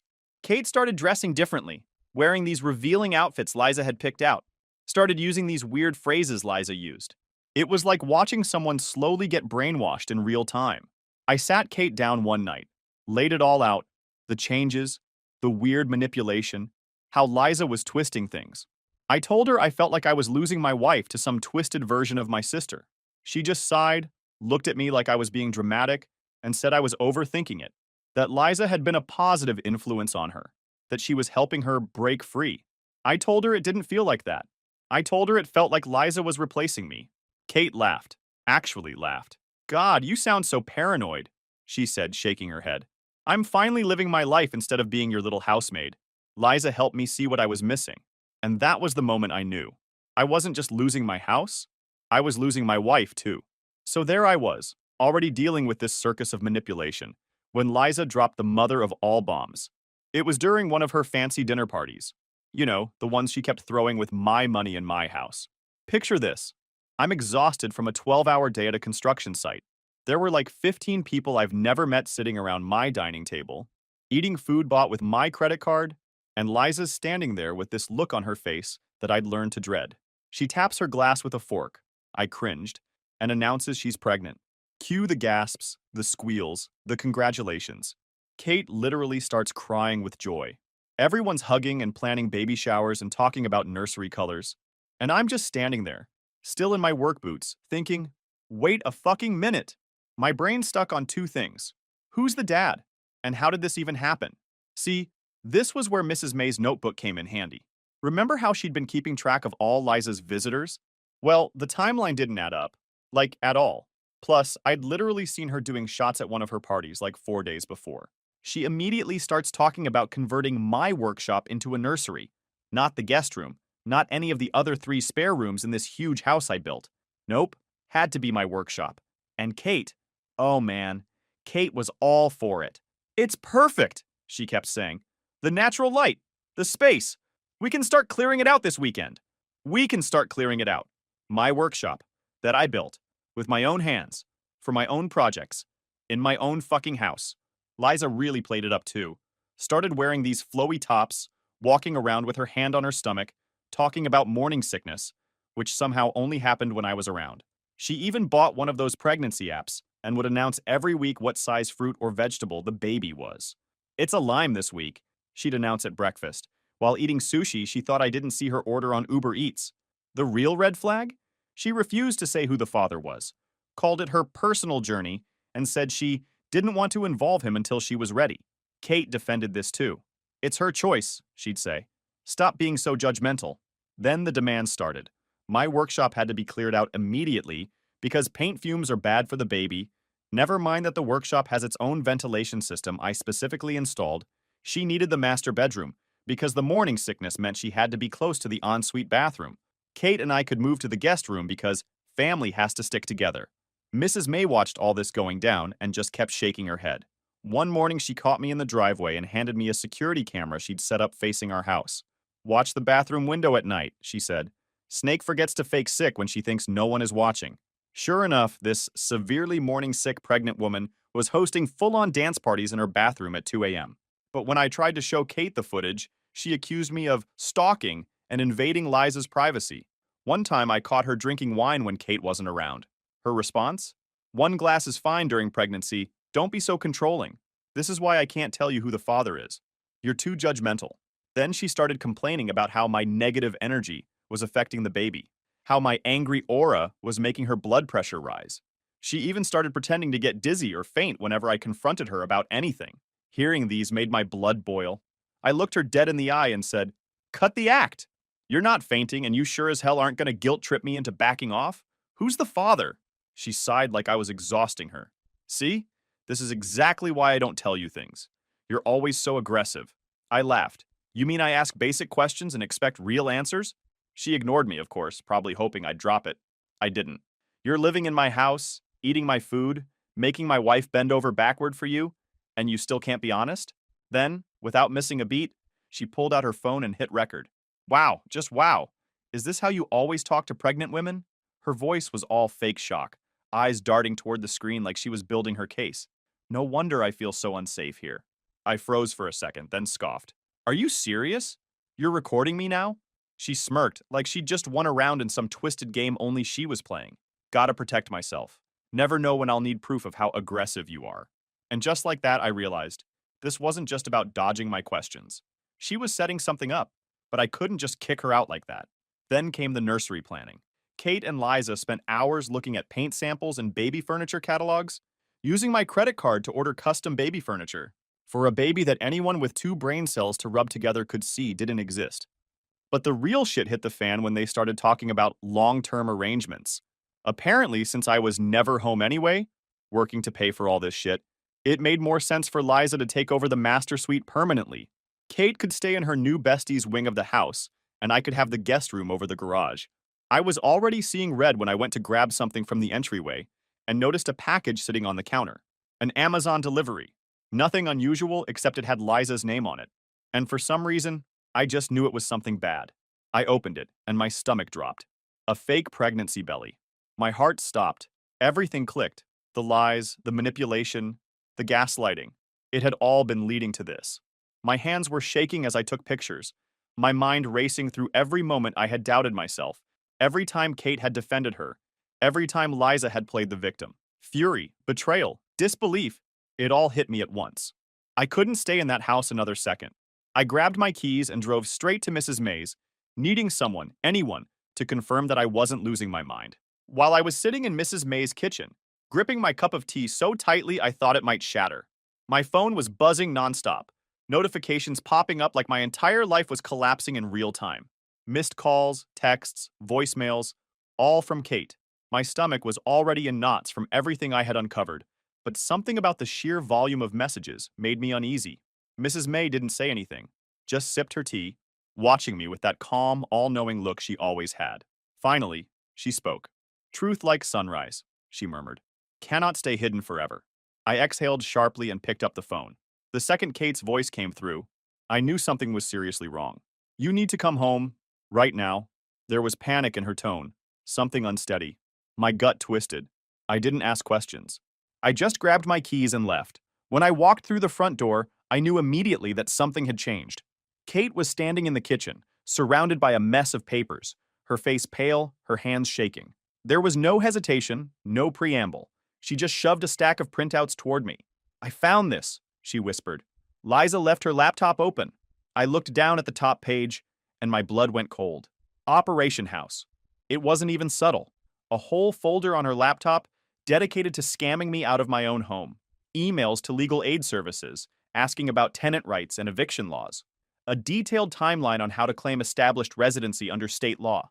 A spreadsheet, an actual goddamn spreadsheet, of steps she planned to take to ensure she could never be removed from my house. It was all planned. Every single manipulation. Every little lie. The laptop screen was open to a document labeled Establishing Residency, Legal Protections, with a list of tenant rights in our state. Notes about how, after a certain period, I couldn't legally evict her without a drawn-out process. A breakdown of how Kate's consent to her staying could be used as evidence in court. And the worst part? A draft email to a lawyer, asking whether she had a case to claim the house as a domestic partner asset. I flipped through more of the files, my pulse pounding. There was even a timeline, a step-by-step breakdown of how she could gradually push me out. Step 1. Get Kate fully on her side. Step 2. Convince Kate that my presence was toxic for the baby. Step 3. Get me to move into the guest house. Step 4. Claim I was barely there and had abandoned the home. Step 5. Secure long-term residency status. Step 6. Make a legal case that I had left and that the house now belonged to Kate and her. I felt sick. This wasn't just manipulation. This was a hostile takeover, and I had almost let it happen. Then the front door swung open. Liza walked in like she didn't have a care in the world, tossing her bag onto the couch. "Ugh, doctor's appointments take forever," she groaned, stretching her arms. "You'd think they'd be quicker when you're—" She stopped mid-sentence. Her eyes flicked between me, Kate, and the mountain of evidence spread across the counter. For a split second, I saw it, the moment she realized she was caught. But Liza was nothing if not quick on her feet. Her expression shifted instantly, morphing into wide-eyed confusion. "What's with the faces?" she asked, forcing a laugh. "Someone died?" I pushed the papers toward her. "You tell me." Her eyes barely flickered over them before she scoffed. "What is this? Some kind of intervention? Because if this is about me staying here, I already told you—" "Cut the act, Liza," I snapped. "We know everything." She blinked. "Know what? Exactly?" Kate, still shaking, grabbed one of the printouts and shoved it at her. "This, Liza. The fake pregnancy, the scam, the fact that you were trying to legally block my husband from his own home. We know everything." She seemed anxious, but she kept up the performance. "Oh my God, are you serious?" She laughed, but it was hollow, forced. This is insane. Where did you even get this? I told you, Kate said, her voice rising. You left your laptop open? I saw everything. For the first time, Liza faltered. She looked down at the papers again, her breathing unsteady. And then, like clockwork, the tears started. You don't understand, she whispered, her voice breaking. I I didn't mean for it to go this far. I was desperate. I clenched my jaw. Desperate! She nodded frantically, her lip trembling. I had nowhere to go. You don't know what it's like being abandoned, feeling like no one cares about you. You always had everything, and I had nothing. She turned to Kate, her voice cracking. You get it, don't you? You understand why I had to do this? Kate didn't say a word. Liza let out a shaky breath. I just I just wanted a home. I just wanted to feel safe, and maybe I made some bad choices, but I had to, don't you see? She sniffled, wiping at non-existent tears. I never meant to hurt you. I stared at her, disgust curling in my stomach. You never meant to hurt me? I gestured around. You tried to steal my life. You manipulated my wife. You made me out to be some abusive psycho. You let me think I was crazy for months. You were trying to force me out of my own home. You planned this, Liza. Step by step. Liza shook her head, eyes darting between me and Kate. You're twisting everything, she said weakly. I just, you just got caught, I cut in. And now you're scrambling. Her lips parted, but before she could speak, my phone buzzed. A message from my lawyer that I had hired a while back for something completely unrelated. It seems that your sister just filed for an emergency protective order against both of you. Claims you're harassing her and she's afraid for her baby's safety. I slowly looked up. Liza was smirking, and in that moment I realized she had never planned to win. She just needed to make me lose. But she thought she had played the ultimate move by filing for a protective order, painting herself as the terrified victim of her aggressive brother and his unstable wife. It was a last-ditch effort, one final attempt to flip the script before I could expose her. But she underestimated just how prepared I was to end this. I didn't waste time panicking. I called my lawyer, she said. Don't worry, we're about to turn this whole thing on its head. And we did. My lawyer, I'll call her Ms. Savage, because she earned that title, compiled what she called a reality check package. Every lie, every scam, every fake pregnancy test, every dollar she had stolen. It was all there. The Amazon receipts for her pregnancy props. The security footage of her drinking at parties when she was supposedly on bed rest. Mrs. May's notebook, detailing every random guy showing up at my house at odd hours. And the grand finale? Kate's recording of Liza admitting the entire scam, laughing about how she'd milk sympathy for a fake miscarriage and claim residency. By the time we got to the courtroom for the protective order hearing, I wasn't just defending myself. I was making sure Liza was done. She showed up in full pitiful victim mode, fake belly strapped on, tissues in hand, looking fragile and helpless. Her lawyer, who looked way too smug for someone about to get obliterated, started rambling about how Liza feared for her safety, how Kate and I had emotionally terrorized her, how she was under severe stress due to our violent and aggressive behavior. The judge looked mildly sympathetic at first, and then Ms. Savage stood up. The first blow, the pregnancy was fake. The second, video footage of her partying, drinking, laughing when she was supposed to be suffering from morning sickness. The third, emails ordering the fake belly, fake pregnancy tests, and even instructions on how to sell the illusion of being pregnant. And then came Kate's recording. The moment that played, Liza's whole act collapsed. Her face drained of color as the courtroom heard her own voice, bragging about how she was going to scam me out of my house, milk sympathy for a fake miscarriage, and use tenant rights to stay permanently. The judge's whole demeanor shifted. He dismissed her protective order immediately and called the DA's office right from the bench. Turns out, tenant fraud and falsified claims make people in law enforcement very interested. Liza tried to run. Actually tried to waddle run out of the courtroom in her fake pregnancy belly. The bailiff caught her before she made it to the door. And in a moment, straight out of a goddamn movie, her fake belly popped right off in the struggle, flopping onto the floor like a deflated alien egg. That was it. Game over. The DA pressed charges. Multiple counts of fraud, attempting to file false police reports, and tenant rights abuse. She was taken out of the courtroom in cuffs, screaming about how she was being set up, while the evidence of her own stupidity was still playing on the courtroom speakers. I wish I could say that was the end, but I had one more thing to do. When I got home, I didn't say a word to Kate. I didn't need to.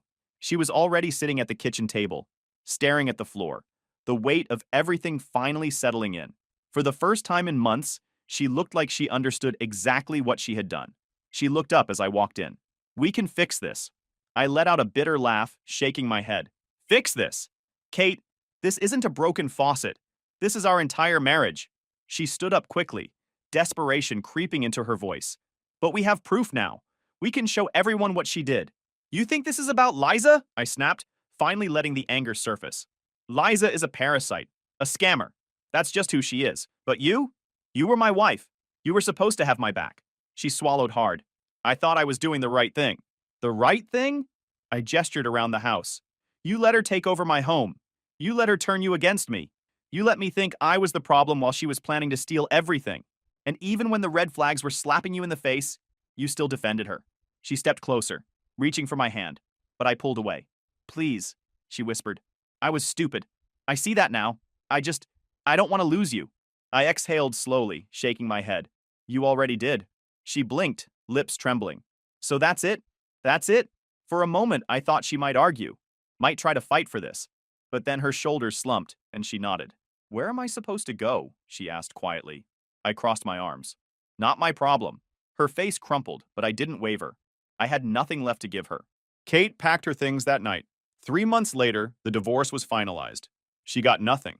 The judge wasn't too sympathetic to someone who had helped try to scam their own husband out of his home. And the house? I kept it. I didn't let them take it from me. I built this house. I laid every board, nailed every beam, poured every ounce of my blood, sweat, and time into it. This wasn't just a house. It was proof of everything I had worked for. I restored it, scrubbed out the mess they left behind, repainted the walls, replaced the furniture, and took back what was always mine. Mrs. May bought the house next door, claiming she was too old for new neighbors and that someone needed to keep the snake detector working. She still won't share her dumpling recipe, but she did teach me how to make her special tea. Now, standing on my deck, looking at the view I refused to give up, I can almost laugh about it. Almost. But you better believe I run background checks on everyone now. Even the pizza guy. And that's it. That's the whole thing. Thanks for letting me get this off my chest, Reddit. Special thanks to Mrs. May, who's been reading these posts and cackling with delight at all your comments. Edit. Stop asking for Liza's prison details. Not gonna dox her, even if she deserves it. Edit 2. Mrs. May says, good stories have good endings. Like good tea. Bitter first, sweet later. Edit 3. Final update. Yes, I'm in therapy. No, I'm not looking to date. Yes, Mrs. May is still making dumplings. No, she still won't share the recipe. Story 6. This story is titled, Wife Smirked, I'm Pregnant, but It's Not Yours, and Demanded Alimony. I just nodded and let her think she won. Then I made her entire world collapse with a single envelope. Hey everyone! Before we jump into today's video, I need your help. We've noticed the channel is losing some traction, and subscribing is one of the best ways you can support us. It's quick, free, and it helps us keep bringing you awesome content. Your support means the world. Let's keep this channel growing together. Thanks so much. Now let's start the video. So I guess I should start from the beginning since some of you guys asked for the full story. This is going to be long, but whatever. Me and my wife, I'll call her Jen, had what I thought was a pretty good marriage for like the first 4 years. We met back in college. She was hot as hell and actually seemed interested in my ambitions instead of just looking for a party dude. I was grinding on my business degree while she was doing education stuff. We hit it off right away. After graduation, I jumped into starting my own consulting business. Those first couple years were absolute hell. Working 80-plus hour weeks, stressing about making rent, the whole deal. Jen was actually super supportive back then. She'd bring me energy drinks at 2 a.m. when I was coding, give me pep talks when clients ghosted me, all that girlfriend of the year type stuff. She even suggested putting her teaching career on hold to support me while I build something great. I thought it was the most selfless thing ever. Looking back, I should have seen that red flag waving in my damn face. Once my business finally started making decent money, we moved into this nice house in a good neighborhood. Jen got super involved with this local church, like obsessively involved. Started running women's groups, organizing charity events, constantly posting Bible quotes on her Instagram, always preaching about family values and marriage sanctity and shit. But around year 4, shit started feeling off. It started small, little things. She stopped asking me about my day. Conversations that used to flow effortlessly started feeling scripted, like she was just checking off boxes instead of actually listening. I'd ask simple things. How was Bible study? Who showed up? And she'd answer in vague, clipped responses, like she was in a hurry to change the subject. And what really caught me off guard is how she started getting weirdly interested in our finances, specifically my finances. Before, she'd been content just having access to the credit cards and never asked much about the business. Suddenly, she wanted to know exact numbers. How much did we make last quarter? She'd ask out of nowhere. What's the business valued at now? Do we have assets I don't know about? At first, I thought she was just taking an interest, maybe trying to be more involved. Then I noticed she was taking pictures of financial statements I left out. Found her going through my office files one night when she thought I was asleep. Just organizing, she claimed. But I caught her scanning documents with her phone. Things were escalating slowly, and I could feel the tension between us grow as the days passed by. Then I started noticing shifts in routine. Her schedule got weird. Random late nights, weekend trips that didn't quite add up. She'd leave the house in one outfit and come back in another, brushing it off with a casual, "Oh, I spilled something." One night I mentioned how we barely spent time together anymore. How she seemed different. She rolled her eyes. "You're imagining things," she said, tone flat. But she wouldn't look at me when she said it. Then she suddenly got super protective of her phone. She bought new clothes, sexier stuff, but I never saw her wearing them. She'd come back with stories that didn't add up, like mentioning restaurants in cities they supposedly never visited, or having receipts for only one hotel room when she claimed 4 women went. I didn't want to believe it. Thought maybe I was just being paranoid from working too much. Then one night, she came home late, her hair slightly messy, her makeup more smudged than usual. There was this faint, unfamiliar scent clinging to her. Something sharp, like a cologne I didn't own. I asked, casually at first, "Long night?" She barely looked at me as she kicked off her heels. "Yeah, Bible study ran late. Then we grabbed dinner. You know how it is." Except I didn't know how it was. Because Bible study used to end at 8, and now she was strolling in past midnight like it was normal. "Smells like someone spilled cologne on you," I said, watching her reaction. That's when her posture changed. Not guilty, defensive. She scoffed, crossing her arms. "You're seriously paying attention now? Maybe if you weren't always at the office, you'd actually know what's going on in my life." That wasn't an answer. It was a deflection, and it landed exactly how she wanted it to, twisting the blame onto me. I could have pushed, but I didn't, because I already knew how this played out. If I accused her, she'd cry, turn it into me being paranoid, me being neglectful. I wasn't about to let her spin the narrative like that. So I got smart about it. Started checking credit card statements, looking at her location history when she'd leave her iPad unlocked. Pro tip, women never log out of their accounts. And sure enough, every Tuesday and Thursday afternoon, she was at this address across town for exactly 2 to 3 hours. Some apartment complexes. One Thursday, I decided to leave work early, parked across from the complex and waited. Sure enough, at 2 p.m. sharp, Jen pulls in. 10 minutes later, this dude parks next to her. Tall guy, gym bro type, with one of those tribal tattoos on his arm. Such a fucking cliche. I took pictures of them walking in together all touchy-feely. Sitting in my car fuming, I watched my wife, a woman I had built my entire world around, walk into another man's apartment with that same flirty energy she used to have with me. My mind was screaming at me to storm up there and break the door down, but I forced myself to stay put. Because rage is loud. But revenge? Revenge is quiet. When she came out 2 hours later, I took more pictures. Watched them kiss like they had all the time in the world. And right then, something in me shut off. No more doubts. The woman I loved was dead. The guy's name was Eric. Found that out from her text messages when she left her phone to shower one night. He worked at her church as some youth pastor or something. The irony was too damn thick. I didn't confront her right away. Instead, I gathered more evidence. Screenshots of texts, more photos of their meetups, hotel receipts from her purse. Even recorded a phone call where she told this Eric dude how she was going to leave me soon, and they could finally be together. But the part that hurt the most wasn't just the cheating. It was finding out how long she had been planning my downfall.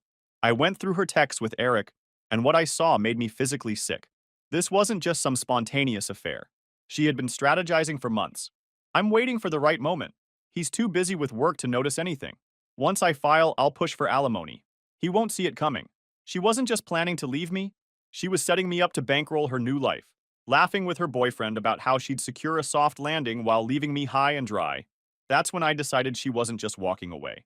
I was making sure she left with nothing. I met with my business accountant after hours. Kept it casual. "Thinking about restructuring a few things," I said. "Over the next few weeks, I made some financial moves. Prepaid my office lease for a year. paid down business loans faster, shifted my salary so more money stayed in the company instead of showing as personal income, invested in new equipment, stuff I'd need eventually but didn't technically need right now. On paper, it just looked like my business was managing cash flow. Nothing suspicious, just normal operations that, coincidentally, made me look a lot less liquid. At the same time, I opened a new personal account at a different bank and started transferring small amounts.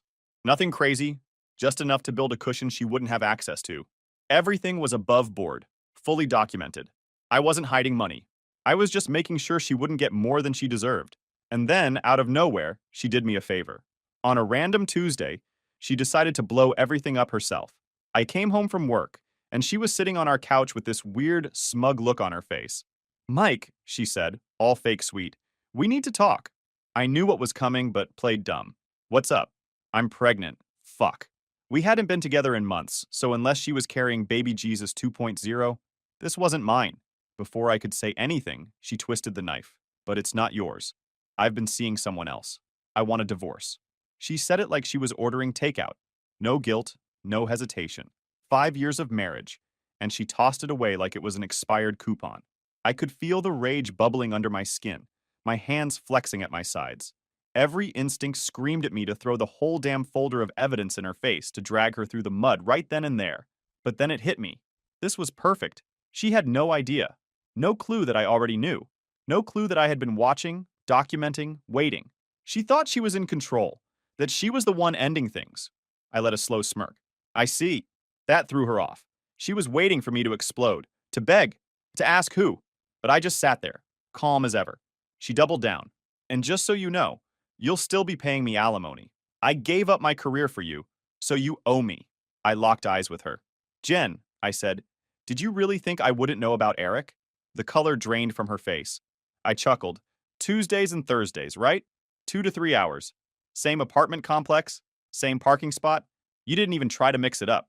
You really thought I was that stupid?" She stiffened, jaw tightening. I don't know what you're talking about." "Oh, come on."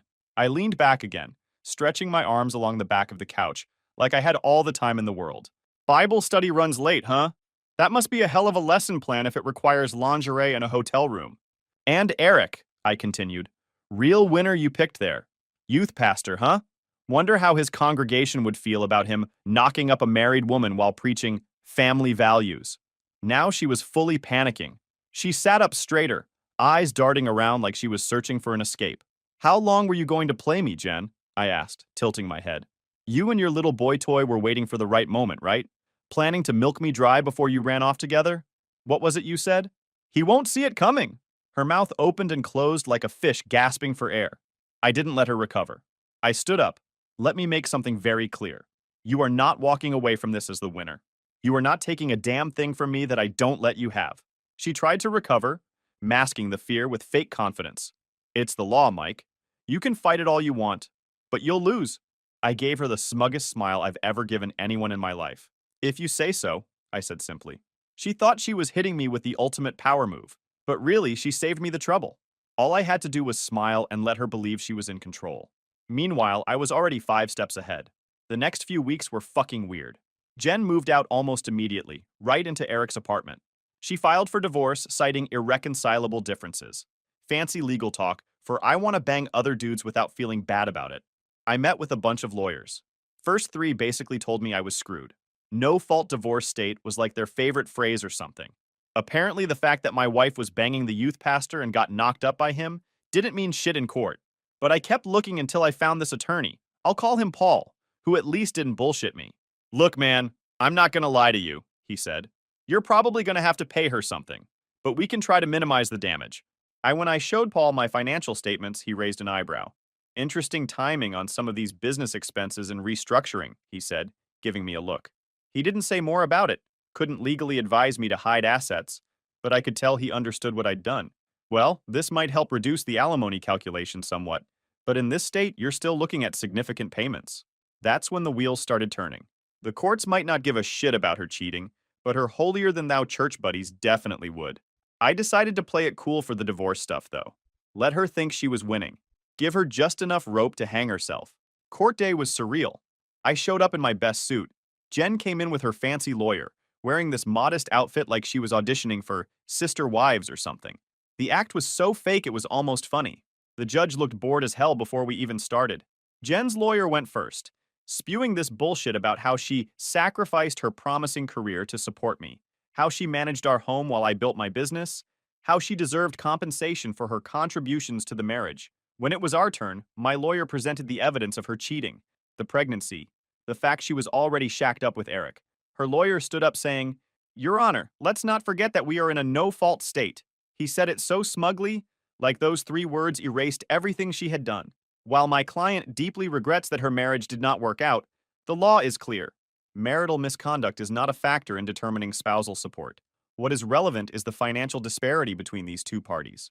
Hearing how casually this dismissed everything she'd done made me want to rip the whole damn courtroom apart. She cheated. She lied. She got pregnant with another man's child. And somehow, I was still expected to pay her for walking out on me? My lawyer tried to push back, laying out every bit of evidence again, emphasizing how she wasn't just leaving a marriage, she was securing a financial safety net while shacking up with someone else. But the judge just sighed, waiting for us to finish. When it came time for the ruling, he cleared his throat and dropped the hammer. While the court acknowledges Mr. Walker's concerns regarding his wife's infidelity, the law in this state is clear. Spousal misconduct is not a factor in determining alimony. Jen smirked at me from across the room. The judge continued. Given Mrs. Walker's financial dependence during the marriage and her current unemployment status, the court finds that she is entitled to spousal support. Mr. Walker will pay $4,500 monthly for a period of 4 years, or until Mrs. Walker remarries. $4,500 a month for 4 fucking years. To the woman who cheated on me and was carrying another man's kid. I felt like I was taking crazy pills. But luckily, my financial moves paid off. Kind of. Instead of getting stuck with a $6,000 monthly payment, the judge knocked it down to $4,500. Not great, but better than nothing. The best part? Jen and her lawyer had no clue about the cash I still had stashed away, or that my business would magically bounce back once this was all over. As we left the courtroom, Jen couldn't resist being a smug bitch. "Told you," she whispered as we passed. "Should have just agreed to my terms from the beginning." Then she had the balls to call Eric right in front of me. "Baby, it's done! We won!" She giggled like some teenager. "He has to pay." "I told you the judge wouldn't care about the other stuff." I said nothing, just watched her walk away, thinking she'd gotten away with the perfect scam. But the game was just getting started. I paid the first alimony check right on time. Didn't complain, didn't make a fuss. Even sent a polite email. "Payment sent. Please confirm receipt." Jen seemed surprised I wasn't being a dick about it. Probably expected me to be bitter, to fight, to give her more ammo. Instead, I was playing the perfect ex-husband. Courteous, prompt with payments, distant but not hostile. She had no idea what was coming.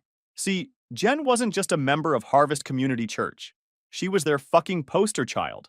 Led the women's ministry. Organized their marriage retreats. Stood on stage during services talking about God's plan for holy matrimony. Her dad was a deacon. Her mom ran the Sunday school. The whole family had this perfect Christian image going on. And I knew they'd throw her under the bus the second they found out who she really was. I'd been collecting everything. The DNA test results.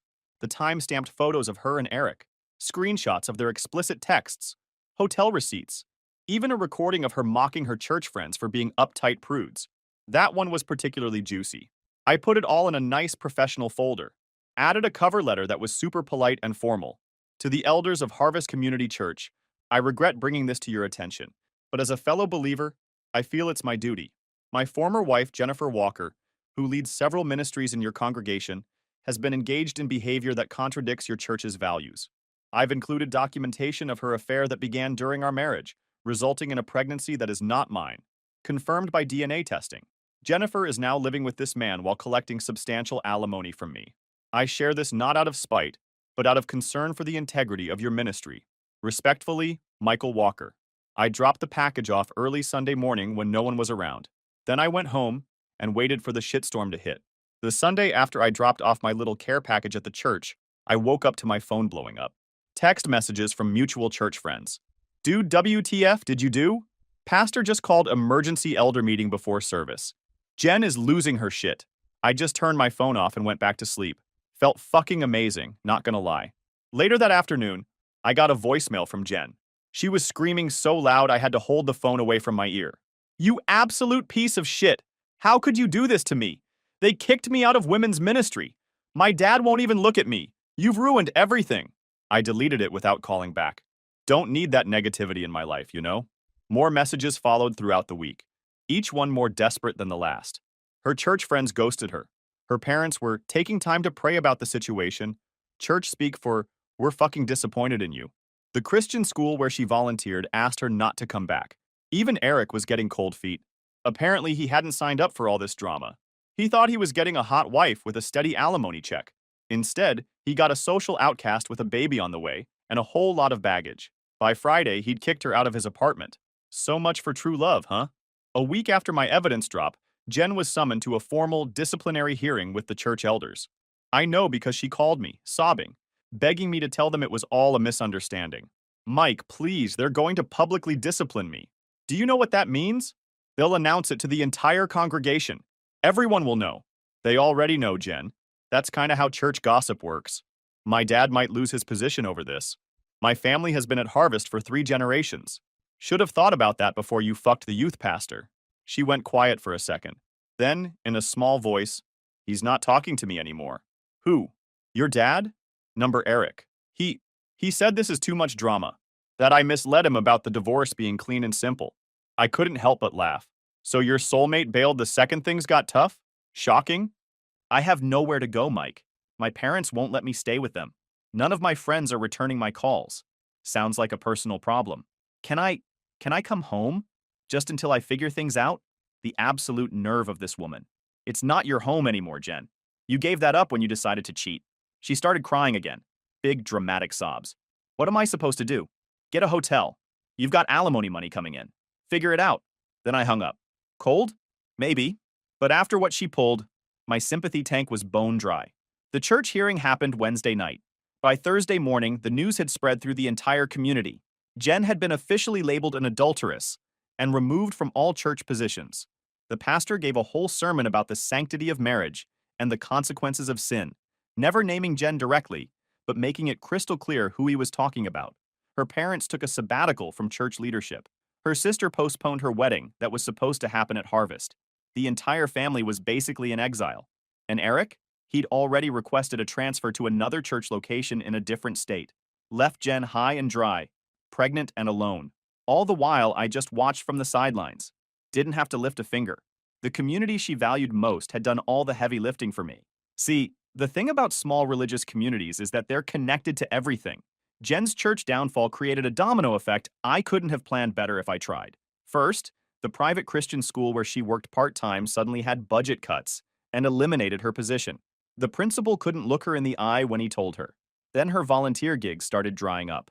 The crisis pregnancy center where she counseled young women decided her current situation made her a poor role model. The charity where she organized donation drives said they were restructuring their volunteer program. One by one, every part of her identity was stripped away. And I just kept paying that alimony check each month, right on time. 3 weeks after the church scandal broke, I got a text from our old neighbor. "Jen's living in her car in the Walmart parking lot." I didn't respond, but I drove by later that night. Sure enough, there was her Honda parked in the far corner of the lot. I could see her silhouette in the driver's seat, illuminated by her phone screen. The next day, she called me again. "I lost my job," she said, voice flat. No tears this time, just hollow defeat. "That sucks. The baby's due in 5 months. No one will hire me. My parents still won't talk to me." I said nothing. "I've been sleeping in my car," she finally admitted. "I can't afford both a car payment and an apartment on just the alimony." "Sounds like poor financial planning." She exhaled sharply. "Is this what you wanted? To see me completely destroyed?" I thought about it for a second. "You know what? Yeah, pretty much. I was stupid. I made a mistake. I never meant to hurt you." I cut her off. "I don't care." She choked out a sob. I just wanted to say I'm sorry." I smirked. "Cool. Good luck with your new life." And that's when I decided to play my final card. Time to end this shit on my terms. "Actually," I said, keeping my voice casual, "I might have a solution that works for both of us." "What kind of solution?" Jen asked, suddenly alert. I could practically hear the desperation in her voice. "I'm getting tired of writing these monthly checks," I said, keeping my voice casual. "And my business is expanding. I'm looking at opening an office in Singapore. Might move there for a while." "What does that have to do with me?" Well, international alimony enforcement is complicated. And I've been talking to a new lawyer who thinks we might have grounds to revisit the settlement based on some creative interpretations of the law. That was total bullshit, of course. But Jen didn't know that. And she was in no position to question me. What are you saying? Her voice had that edge of panic. I'm saying I'd like to buy you out. One lump sum payment instead of monthly alimony for the next 4 years. Silence on her end as she thought about it. How much? She finally asked. $90,000. Cash. Tax-free. You sign a document releasing me from all future obligations, and the money's yours. Today. Jen had no clue I could afford that lump sum easily. The moves I made earlier kept a big chunk of my money safe, and my business was already bouncing back. She and her lawyer never found half of what I had. To her, $90,000 seemed like a lifeline, but it was less than half of what I'd owe her over the full alimony term. A massive discount. But to someone living in their car, pregnant and broke, it probably sounded like winning the lottery. I don't know, she stammered. My lawyer said, your lawyer isn't sleeping in a Walmart parking lot, I cut in. And this offer expires in 24 hours. After that, I start the process to challenge the alimony ruling, and you get nothing while we battle it out in court for the next year or two. More silence. I could almost hear the wheels turning in her head. Can I think about it? Sure, you've got until this time tomorrow. Then I'm moving forward with the challenge. I hung up without waiting for a response. She called back 2 hours later. I'll take it, she said quietly. Smart choice. I'll have the paperwork ready in the morning. Meet me at my lawyer's office at 9 a.m. Mike? Her voice was small. Thank you, I almost laughed. Don't thank me, Jen. This isn't mercy, it's business. The next morning, she showed up at the lawyer's office looking like absolute shit. Dark circles under her eyes. Hair unwashed. Wearing the same clothes I'd seen her in through the car window. My lawyer had the paperwork ready. A complete release of all future alimony obligations in exchange for a one-time payment. I'd already had the cashier's check prepared. Jen barely read the documents before signing. When my lawyer slid the check across the table, her hands trembled as she picked it up. So that's it? She asked. We're done. I nodded. Completely done. I don't ever want to hear from you again. She looked like she wanted to say something more, but instead just nodded and walked out. As the door closed behind her, my lawyer shook his head. You know, most guys in your position wouldn't have offered her anything, I told him. It was worth 90 grand to be free of her forever. And I meant it. The monthly payments weren't hurting me financially, but they were a constant reminder of how she'd played me. Now I was completely cut loose. Free to move on without her shadow hanging over me. Besides, I knew Jen. She'd burn through that money in 6 months. Tops. And then she'd have nothing. No alimony. No job prospects. No backup plan. Meanwhile, I'd be building my empire, living my best life, and never looking back. I ran into her about 6 months later at a gas station. Didn't plan it, just one of those random things. She looked rough. Still pregnant, or maybe pregnant again? I didn't ask and didn't care. Driving some beat-up old Civic instead of the nice car she had during our marriage. She saw me filling up my new BMW and kind of froze like a deer in headlights. I nodded at her just to be civil, you know? She walked over hesitantly. There was awkward silence. Then she said, "How are you?" I shrugged. "Business is good. Life is good." She nodded, looking down at her feet. That's good." More awkward silence. "The money's gone," she finally said. "I had to pay off debt, and the rest went to rent and food." I just looked at her. "Not my problem." "I know. I don't know why I'm telling you this." I finished pumping gas. "Well, good luck with everything." I started to get back in my car, but she said, "I'm sorry, Mike. For everything. I really am." I looked at her for a long moment. Was it satisfying to see her like this? Honestly, not as much as I thought it would be. But I didn't feel bad for her either. Too little. Too late, Jen. Then I got in my car and drove away. Haven't seen her since. Things for me have been going pretty well. I met this amazing woman. She's fucking incredible. Runs her own marketing agency, works hard, plays hard, and doesn't play games or pull any bullshit. We moved in together 3 months ago. No rush to get married again. Once bitten, twice shy and all that. But I could actually see it happening someday with her. She's the real deal. I tried to stay out of Jen's business completely, but in a town this size, information travels. Plus, we still have some mutual acquaintances who occasionally drop info my way. That $90,000 I gave her? Gone in like 4 months. Apparently, she used some to pay off credit card debt I didn't even know about, got a cheap apartment, and blew through the rest trying to maintain her lifestyle instead of adjusting to her new reality. Classic Jen, never could budget worth a damn. She had the baby, a boy. Eric is legally on the hook for child support, but from what I hear, he's a deadbeat who's always behind on payments. He moved to Ohio, like I mentioned before, and has basically nothing to do with the kid. Guess his calling to youth ministry didn't extend to his own offspring. Shocking. Jen tried to restart her teaching career, but her reputation followed her. No Christian school would touch her, and public schools wanted recent experience she didn't have. Last I heard, she's working at some call center making barely above minimum wage. The real karma is what happened with her family. Her parents eventually forgave her after about 8 months of shunning, but things are still super strained. They help with the baby sometimes, but are always making comments about poor life choices and living with consequences. Her sister keeps her distance, apparently worried Jen's reputation might affect her own standing in the church. Jen tried to rejoin the church community, but it didn't go well. They let her attend services, but she's banned from any leadership roles. Forever. She sits in the back and leaves right after the service ends. No more women's ministry, no more marriage retreats, no more social status. The ultimate irony? I heard from a mutual friend that she's been telling people she made a mistake and that she should have worked on her marriage. Too late. As for me, I'm doing better than ever. Business is booming, relationship is solid, and I've started doing some stuff I always wanted to try but never had time for. Got my pilot's license, took up mountain biking, even started learning guitar. Lesson learned. Sometimes the worst shit that happens to you leads to the best version of your life. You just have to be willing to burn the bridges that need burning and never look back. So I guess that's it. Probably won't update on this whole drama since I'm honestly not thinking about Jen much these days. Got better things to focus on. Oh, and one final note for anyone going through something similar. Document everything. Take screenshots. Save texts. Get evidence. It might not help in court. Fuck no-fault divorce states. But information is power, and you never know when you'll need that power. Peace out, Reddit.